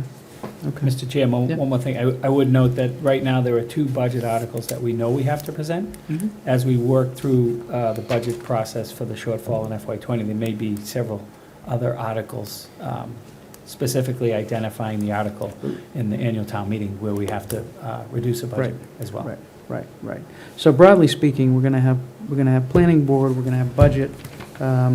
Let's try to move forward on the bylaw and the electronic voting, and consult with the treasurer on the prudent investor rule to see how time sensitive that is. And then the rest of these don't appear to be. The betterment one is a bit time sensitive. Yeah. Okay. If I might, yeah. All right. The residents, constituents have been waiting for this process Okay. to flow through, and I believe the town engineer is ready Okay. with an article. Right, All right. Chase had come in and talked to us about it. Right. Yeah. All right, so let's, so let's add that to the list. So let's refine the list along those lines. Budget, planning board, bylaw, warrant delivery and electronic voting, betterment, and then find out what the treasurer says on the prudent investor rule. That sound good? All right, let's have that list for next time. And to the extent we can get drafts and proponents, that would be helpful too. Item 13, discussion approval of a letter regarding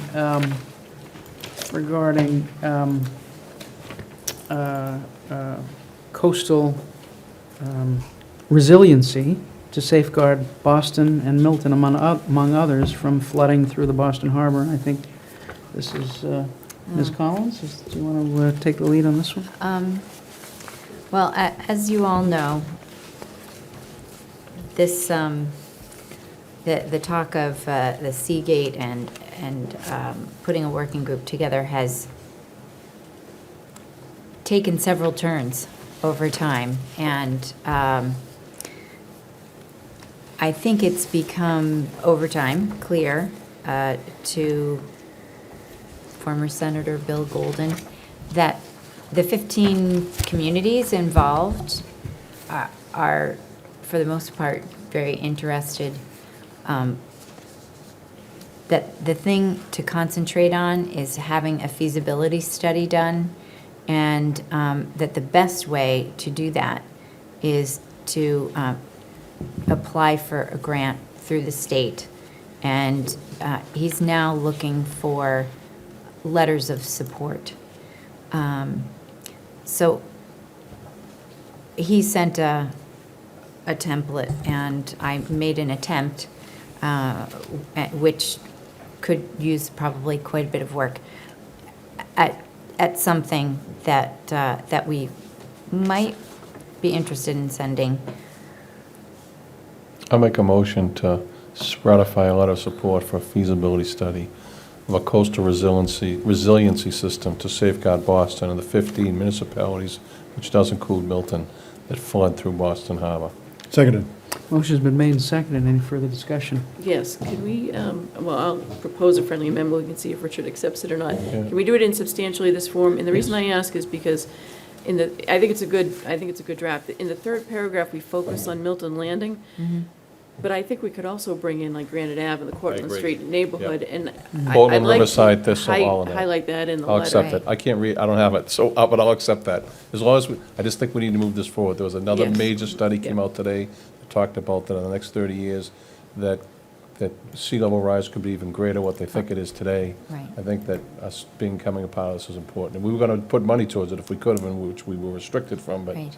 and I'll accept Ms. Collins, whatever she wants to add to that. That's what I was going to say, whatever you want to Yeah. add to it is fine with me. There may be other comments too, but I think if we just Right. build on, so that it's not just Milton Landing, but those other areas, I think that helps the argument. Well, I think that's very important, and one thing I've been wondering about, because insurance has really, that we see has become the overarching topic and theme, because everyone's just sort of come awake to the implications or the unknown implications for the insurance industry, and just looking at, I'm not sure which properties would be impacted, but it could really be big. So I would appreciate any help with that.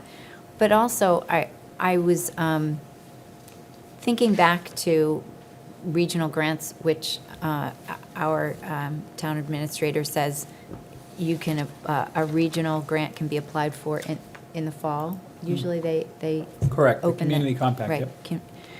And I'm wondering if maybe this letter is not the place, but if that's actually a better way to actually facilitate a regional approach to creating a working group and also a solution, which would have to involve all 15 cities and towns in some way, because only a unified approach, it seems, will really work. So that may not need to be in here, but I think we should be thinking about it and how to connect with other cities and towns around that.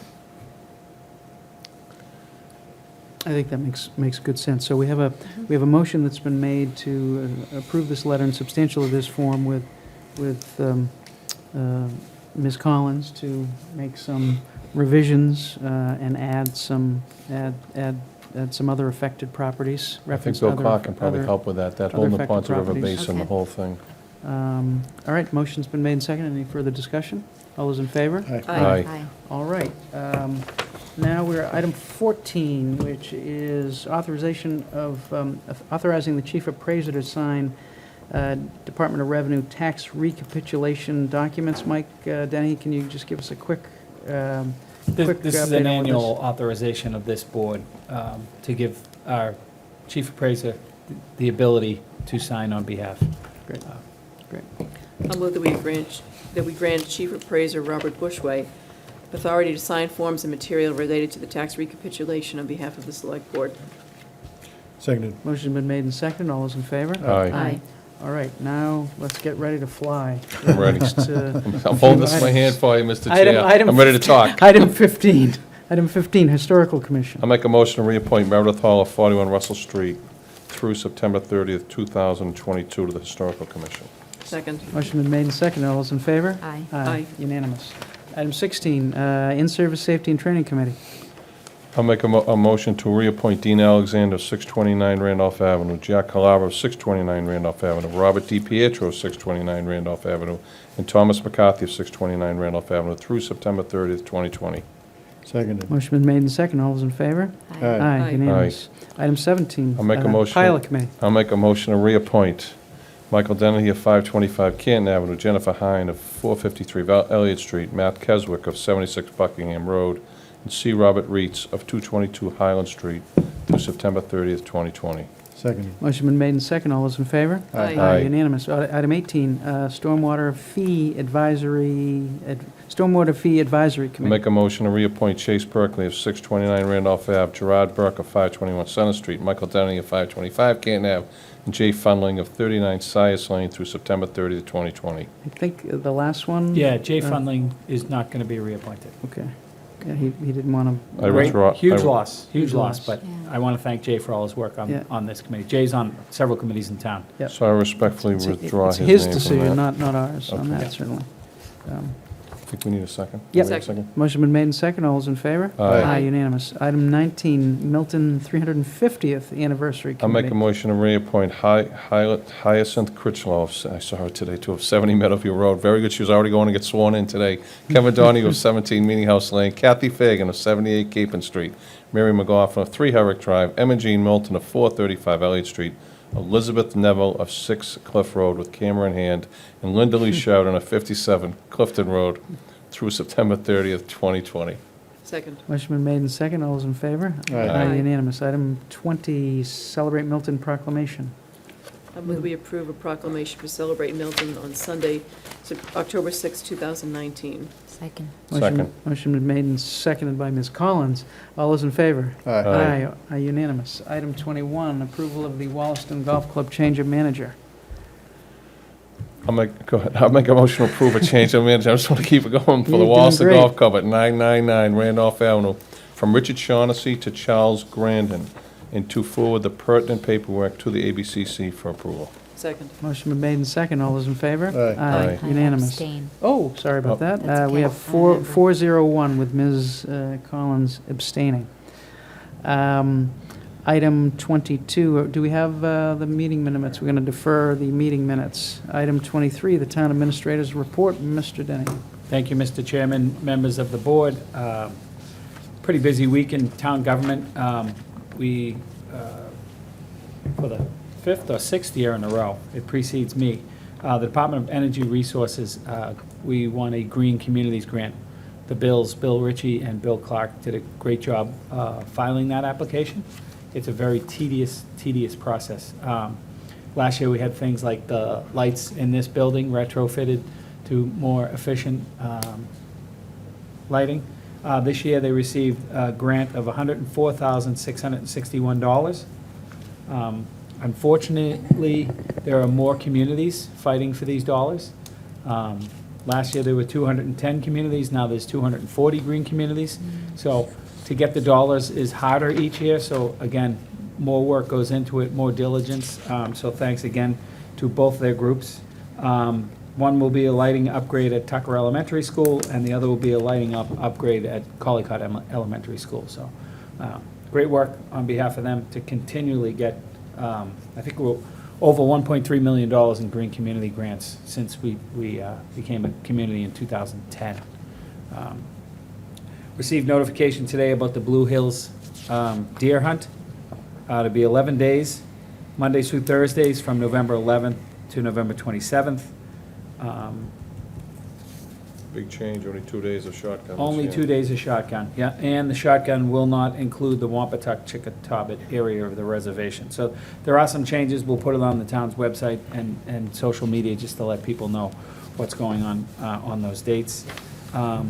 Tonight at 9 o'clock, about 45 minutes ago, they shut down Central Ave.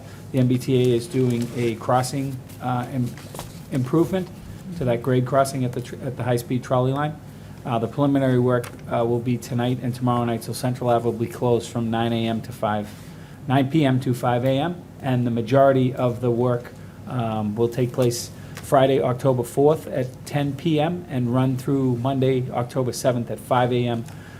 There will be diversions, both on the bike lane, the DCR bike lane, and the high-speed trolley line. Buses will be in operation, I believe, utilizing Elliott Street, so that weekend, the line will be down so that they can improve the crossing. Hats off to the Board of Health. They jumped on the governor's emergency declaration about vaping products and sent a notification to the 9 establishments in town allowed to sell tobacco and vaping products. That order is cease and desist. I believe it's 4 months, so that letter went out this morning. And then there was a meeting attended by Chair Zulus and Member Conlon this morning. Joe Prondak coordinated with the developer, Carrick Realty, 131 Elliott Street, and Platinum Builders, and that project, the preliminary work to enable the construction site, clean the construction site, build a retention pond for dewatering operations will begin sometime between tomorrow and Monday, with the plan of being able to pour a foundation for that development in 3 to 4 weeks' time. So, great news. I want to specifically thank Member Conlon for all of her hard work on this project. Thank so. you. She better be Well, a there to lot of cut the people. ribbon. Yeah, A lot of people. so, Over the among years. others, but yeah, Yeah.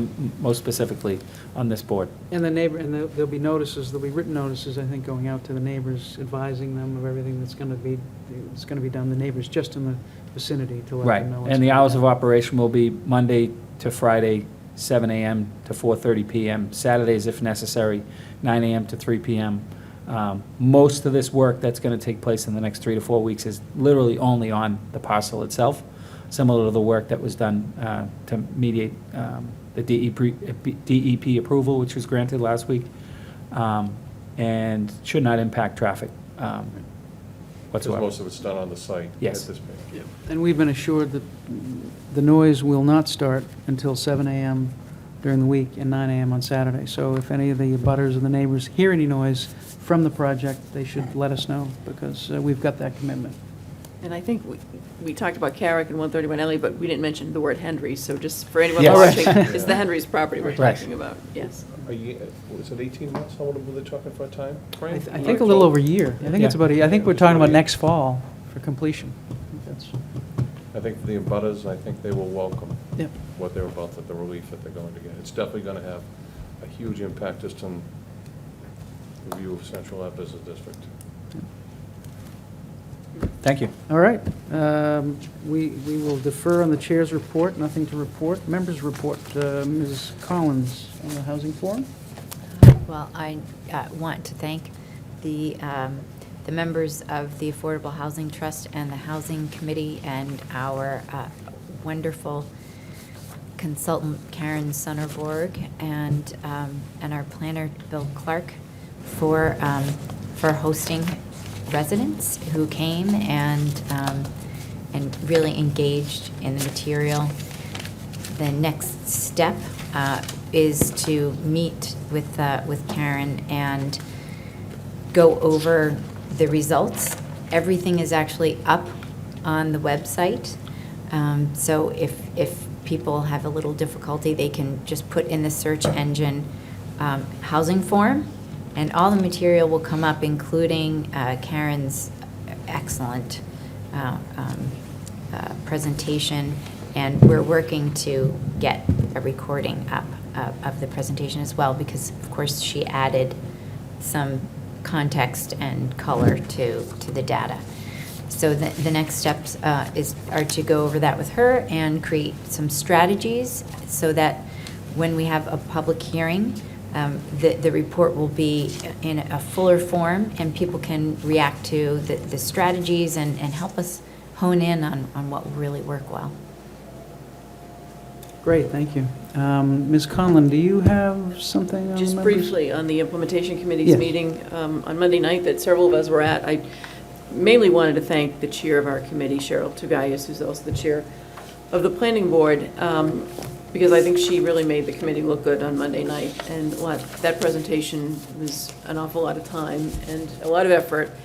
And as with her background in architecture and in planning, I think even just showing that as we went through the process, what would be allowable under the existing commercial zoning, what MAPC, the consultant, Metropolitan Area Planning Council, recommended, and then the further work that was done by the committee, just color coding all of that and showing in quick succession the progress that was made as we went through a couple of years' work on that committee, I think really helps people visualize what the changes were and what progress the committee had made.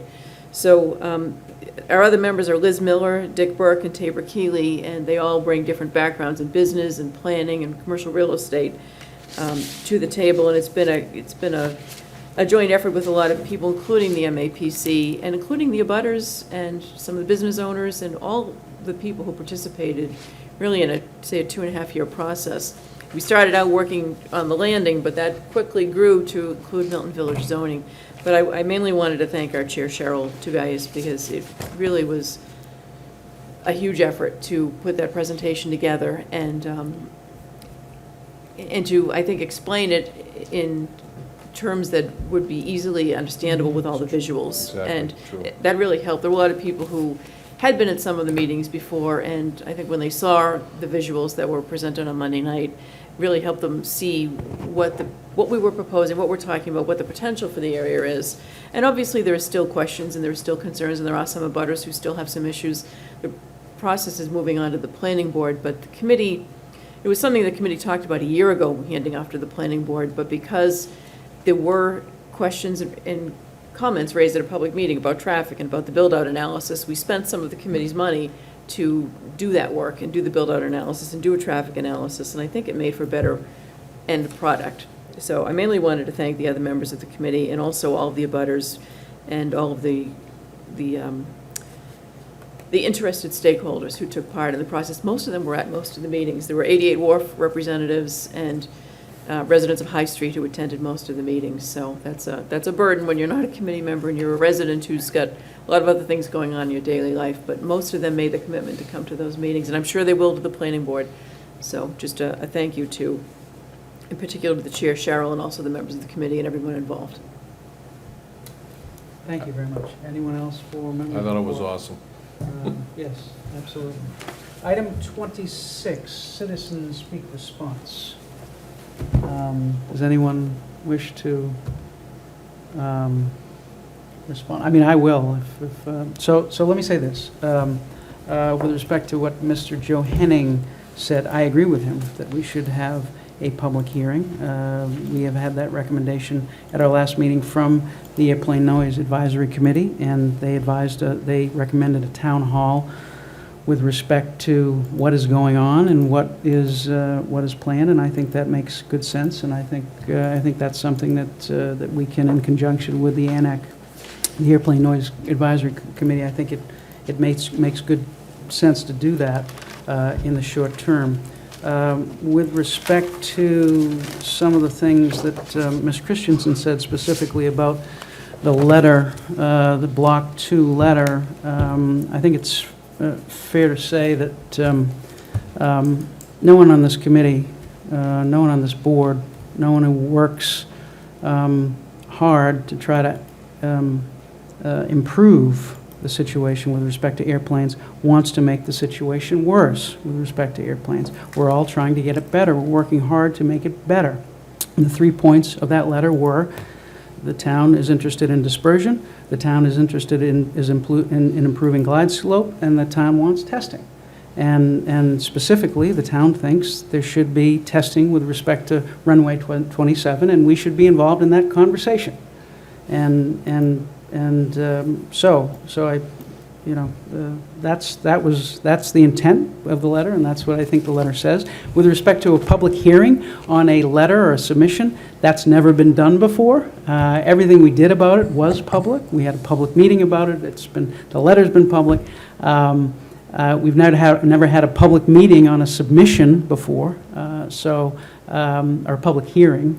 All our meetings are public. It's all on TV. We present everything and we discuss it and vote on it. In fact, people can come in and share their opinions because they know about it, because it's all public. So I think it's fair to say that it's all public, and you know, if in the course of a public meeting about airplanes someone wants to raise that issue, they're certainly entitled to do that. It's been raised with us.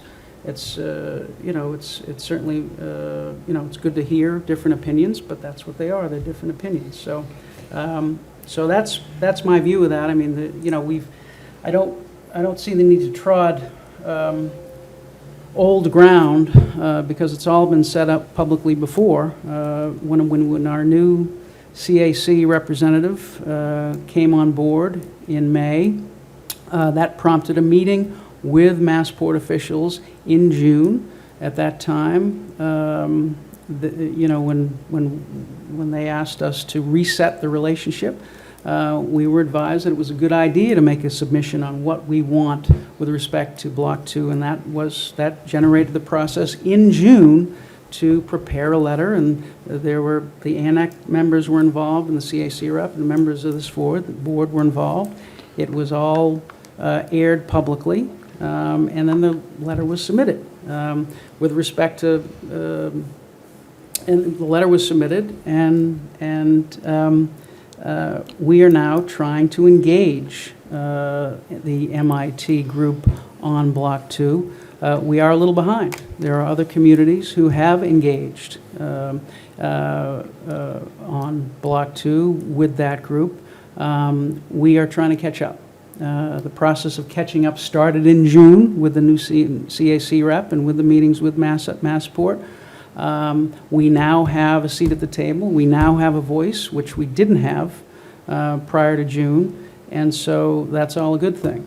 But I think in terms of our process, it's been public. It's been as it's been done before in terms of producing a letter or a submission. And to the extent we have a public hearing and people disagree with how things were phrased, well, they can raise it again. So I don't mean to go off on a tangent, but I think it's important for the residents to know that people are working hard on this issue. They're doing the best they can, and they don't want more planes to come over residents in Milton. We want to improve things for the residents in Milton, and we're doing our very best to do that. So again, I probably talked too much, but I thought it's important to say those things. Can I just add one or two quick things to what you said, Mr. Chair? Regarding runway 27, the slide in particular that was questioned says right on it, preliminary example for consideration only may be modified or eliminated. So of course, during the process, we can propose modifications to it. So I think that's important. It's preliminary example. And you may have mentioned this, if you didn't, when we had that meeting in June, we told the CAC and the Massport representatives that our position's on record. We've had several submissions, and this would really be a rehash, and they encouraged us to file it, even though it was going to be very duplicative. And anyone who looks on the website and looks at the appendix, it's probably 100 pages of letters and emails and documents that have already been submitted over the past several years. So really, it's not, it's really very consistent with what's been discussed at many public meetings. Mr. Wells. I just want to echo both of you. You know, this is not my lane. I don't sit on this. But I know how hard the two of you and everyone involved, this is a monumental to everyone, our state, Rep. Driscoll, Senator Timilty, Rep. Cullinane, Congressman Lynch, our senators. I mean, this is, as I said, the one thing, you two know way more about this than I will ever know, but when you take a visit to Logan Airport and you see the traffic, the fights, the build-out just of that airport, this is money. This is revenue for the Commonwealth. And so I get where they're at. And so I'm here to support the two of you in all the efforts that you put, because it is very, very hard. I know people write to us, and we all have to go over us all the time. And I thank you both for all the work you put in on this, because it's an awful lot of work against a very, very big federal government. And sometimes people just don't understand that, and how much you have to, every letter, every meeting, just to gain that much is a lot of work. So I thank you both for that. I have one comment. Yes. And very rarely do I weigh in on this, for many of the reasons that Richard just mentioned. But there was an email that I received today, we all received it actually, earlier, from a resident, a woman whom I've never met, and I don't know if she has any affiliations with any of the personalities involved, personal or otherwise. But she did touch upon something, and just so people understand, we as a board collectively receive more emails on this issue than arguably any other issue in the town of Milton. And some of them, I'll be honest, tend to run together. And I have a hard time sorting out, who sent what and when they sent it. But this one jumped off the page at me, and I'll quote, ... And the citizen groups most deeply involved in this issue, who one would have thought shared a common goal, are bringing criminal complaints against each other and storming out of meetings in a huff. So I'll allow the listeners to interpret that how they will, but she touches upon something which I think is missing in all of this. Everyone involved in this issue has a shared common goal and objective. And to the extent that people are working against one another, it's counterproductive, and it doesn't help this town achieve its goals. So to the extent that we can work on that, I think that that's a positive. So I'd like to mention that and make people aware of it. I think that this constituent put together a fine email, a great email, and so I'd like to thank her for that. Future agenda items, anything that anyone has? Ms. Actually, Collins? No, I just wanted to actually. Oh, sorry. No, that's okay. Yep, sorry. There's really just one thing process-wise in to my response, which is I agree. I think public meeting on airplanes, a chance for people to talk about their experience, at a town hall type thing.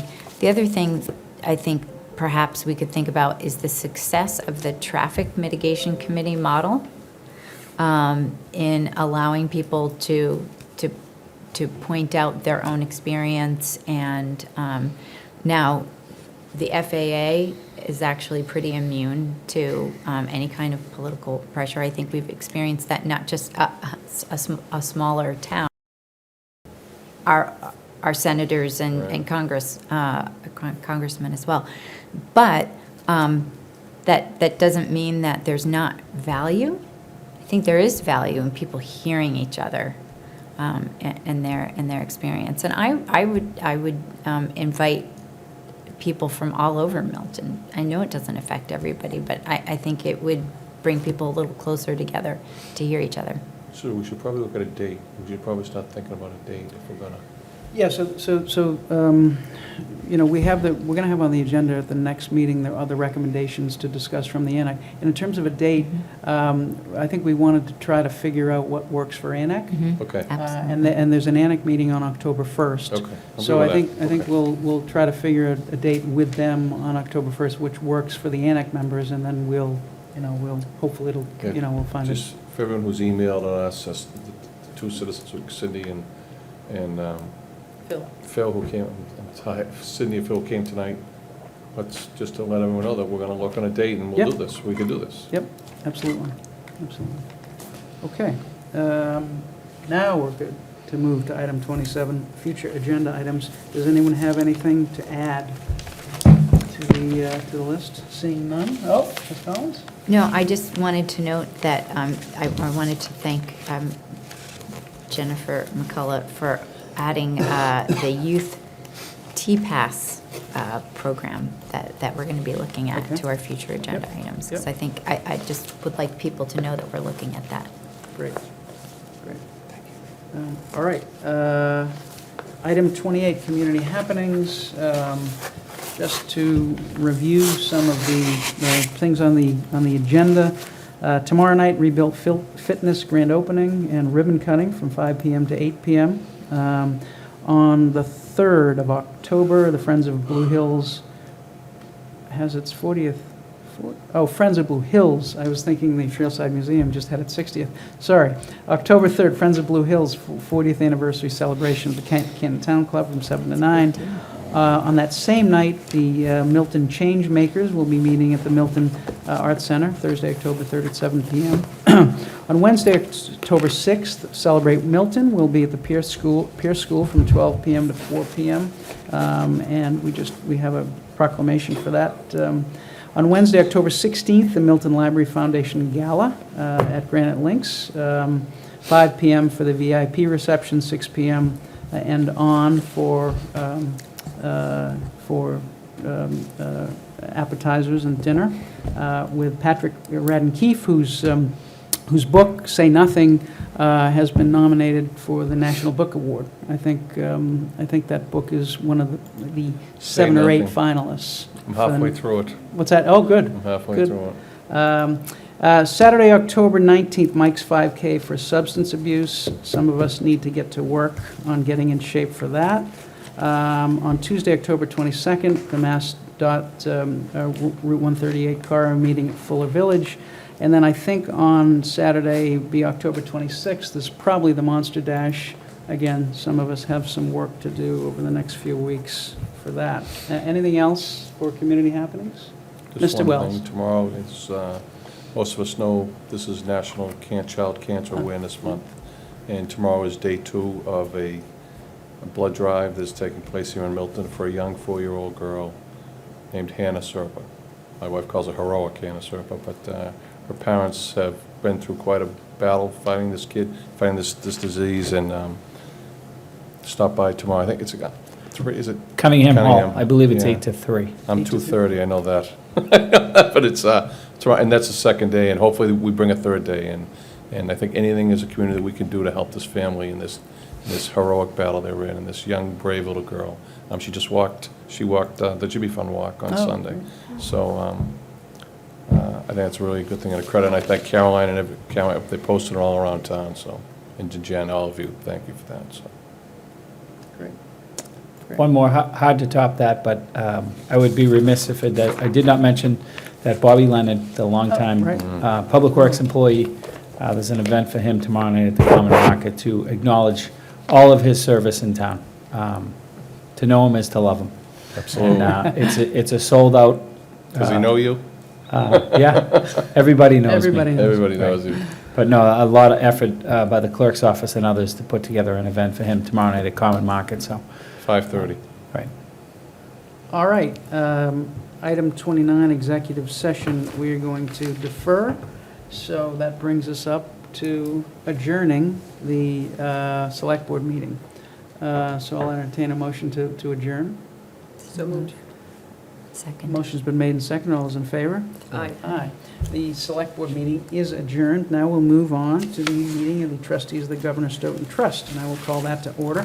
Item 2 on the Governor Stoughton Trust agenda is the approval of the town farm demolition. I believe we voted to approve the demolition. We just haven't appropriated any funding at this point. So we have a, I'll make a motion to approve estimate for that. Yeah. $30,650 to be expended from the Governor Stoughton Trust Fund for the demolition of the town farm barn located at 181 Governor Stoughton Lane. And I would just preface that in that the reason we are doing that is this barn is beyond any possibility. It's actually a hazard in the condition that it's in right now. It needs to come down. I think that Seconded. covers it. Motion been made and seconded. Ms. Collins.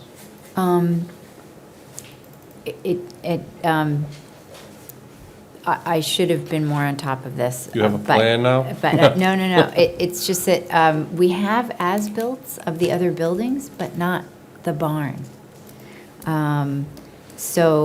Actually, there's a restoration architect who lives in the town who's just going up, looking at it with Mr. Cronin. And he offered to just give us a ballpark for what it might cost if we were to do that. I understand from our town planner that we also have software that could assist with that, but we may wish to replicate that barn, and so I'm not sure what we need to do in order to make sure that we get those as-built, the dimensions, but. Is it just taking the dimensions of the building? I think we've already got it. Because I think we have that. I think we A do. few I years think we've ago, already we got had, it. and it was Mr. Cronin who recommended, a Oh, local because resident he who came was, out. he was the one who said that he didn't think we had them. And I checked with Bill. He asked about as-built plans. I'll double-check with Bill Clark and see perhaps those, the dimensions are good enough, along with pictures. So, Is this to be possibly built there one day? well, if the town or the Governor Stoughton trustees may wish to replicate it, at Okay. least on the outside, the exterior of it, and then do something with Okay. it, but we should have the option. Yeah, and we should have photographs and whatever. It's worth checking again with. Right, with the I'll check planner. again. I mean, I have an entire feasibility study, which to me looked as if it sufficed, but I'll double check with Bill again, and we'll see. Mr. Wells. I'll just amend my motion to say, I'll add a caveat, pending any as-built study of photos to be conducted by the planning department. How's Yeah. that? But- Is that, I well, don't can know we the just direction. hear from Mr. Dennehy? Is that, I think Tony's right. We're just approving the expending of Yeah, funds. just proposing the money, yeah. Right. Yeah, and so, and I will add, though, that we have heard from the building commissioner that this is a hazard. Right. And there We is need to get it liability. done. And so there is some urgency to doing this. So it's not something that can sit for a month or 2 months. No. Because every day, right, it needs Is- to. And we're going Also, into the weather winter will now, change. another bad winter. Exactly. even. Right. exactly, it needs to be done, before the weather hits, so. So anyway, so motion's been made and seconded. All those in favor? Aye. And a discussion of what they refer to, I guess, as the Men's Alms House and the other buildings on the town farm. I think we have an estimate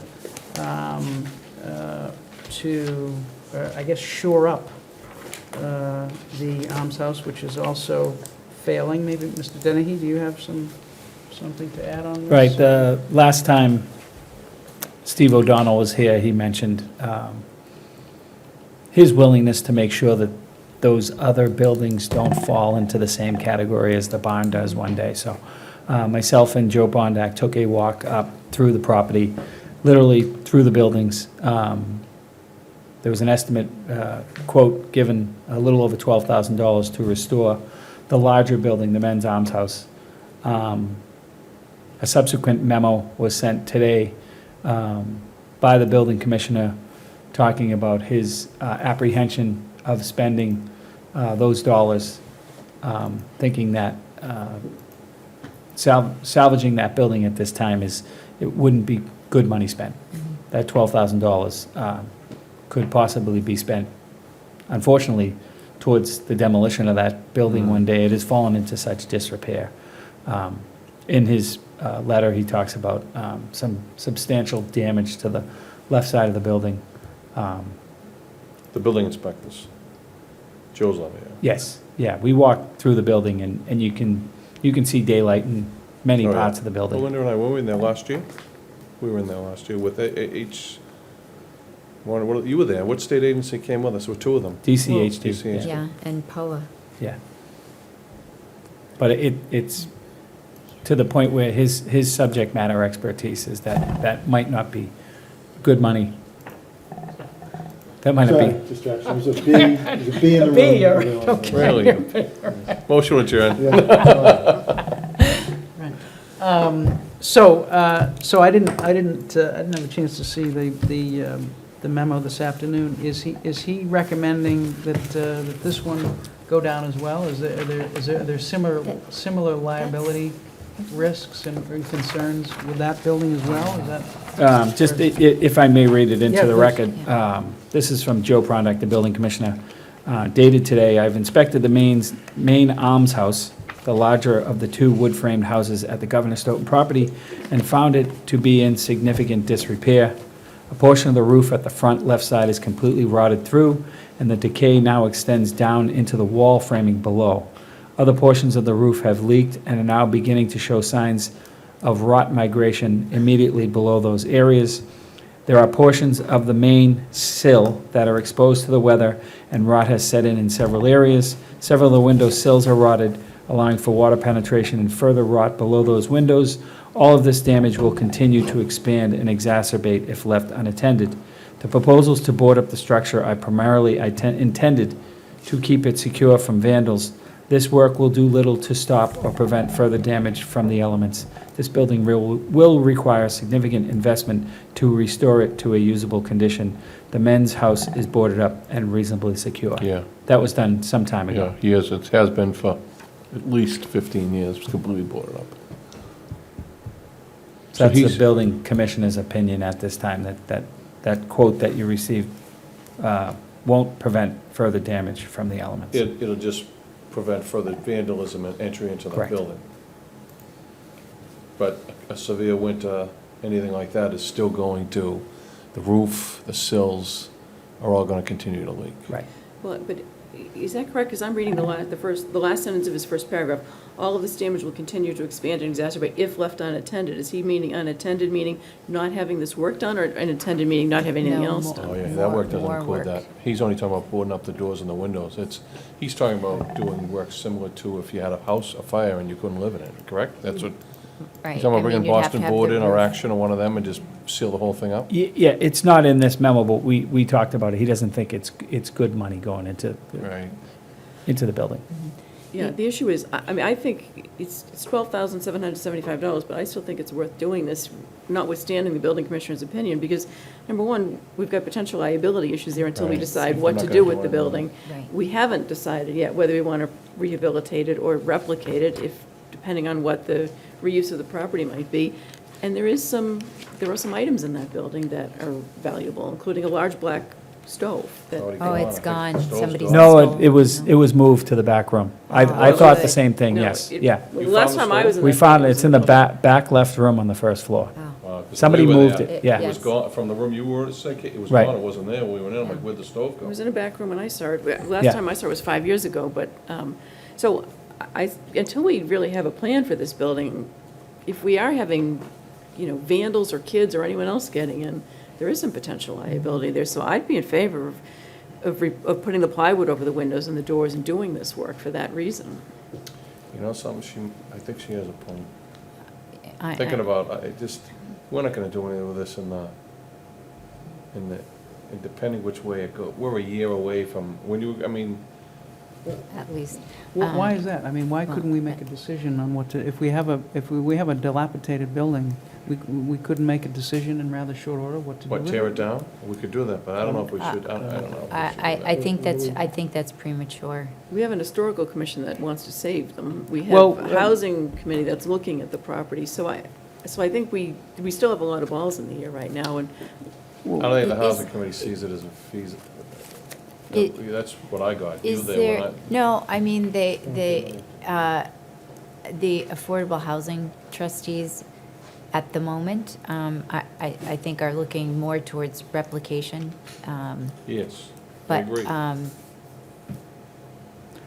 it feels premature to say, let's talk about tearing this building down, given public sentiment and the fact that we haven't even seen a feasibility study yet.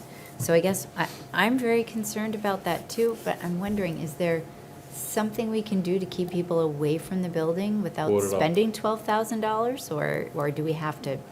I think maybe That- we're that's making really it. perhaps an assumption where we shouldn't, which is, I mean, there's no way to really answer this question.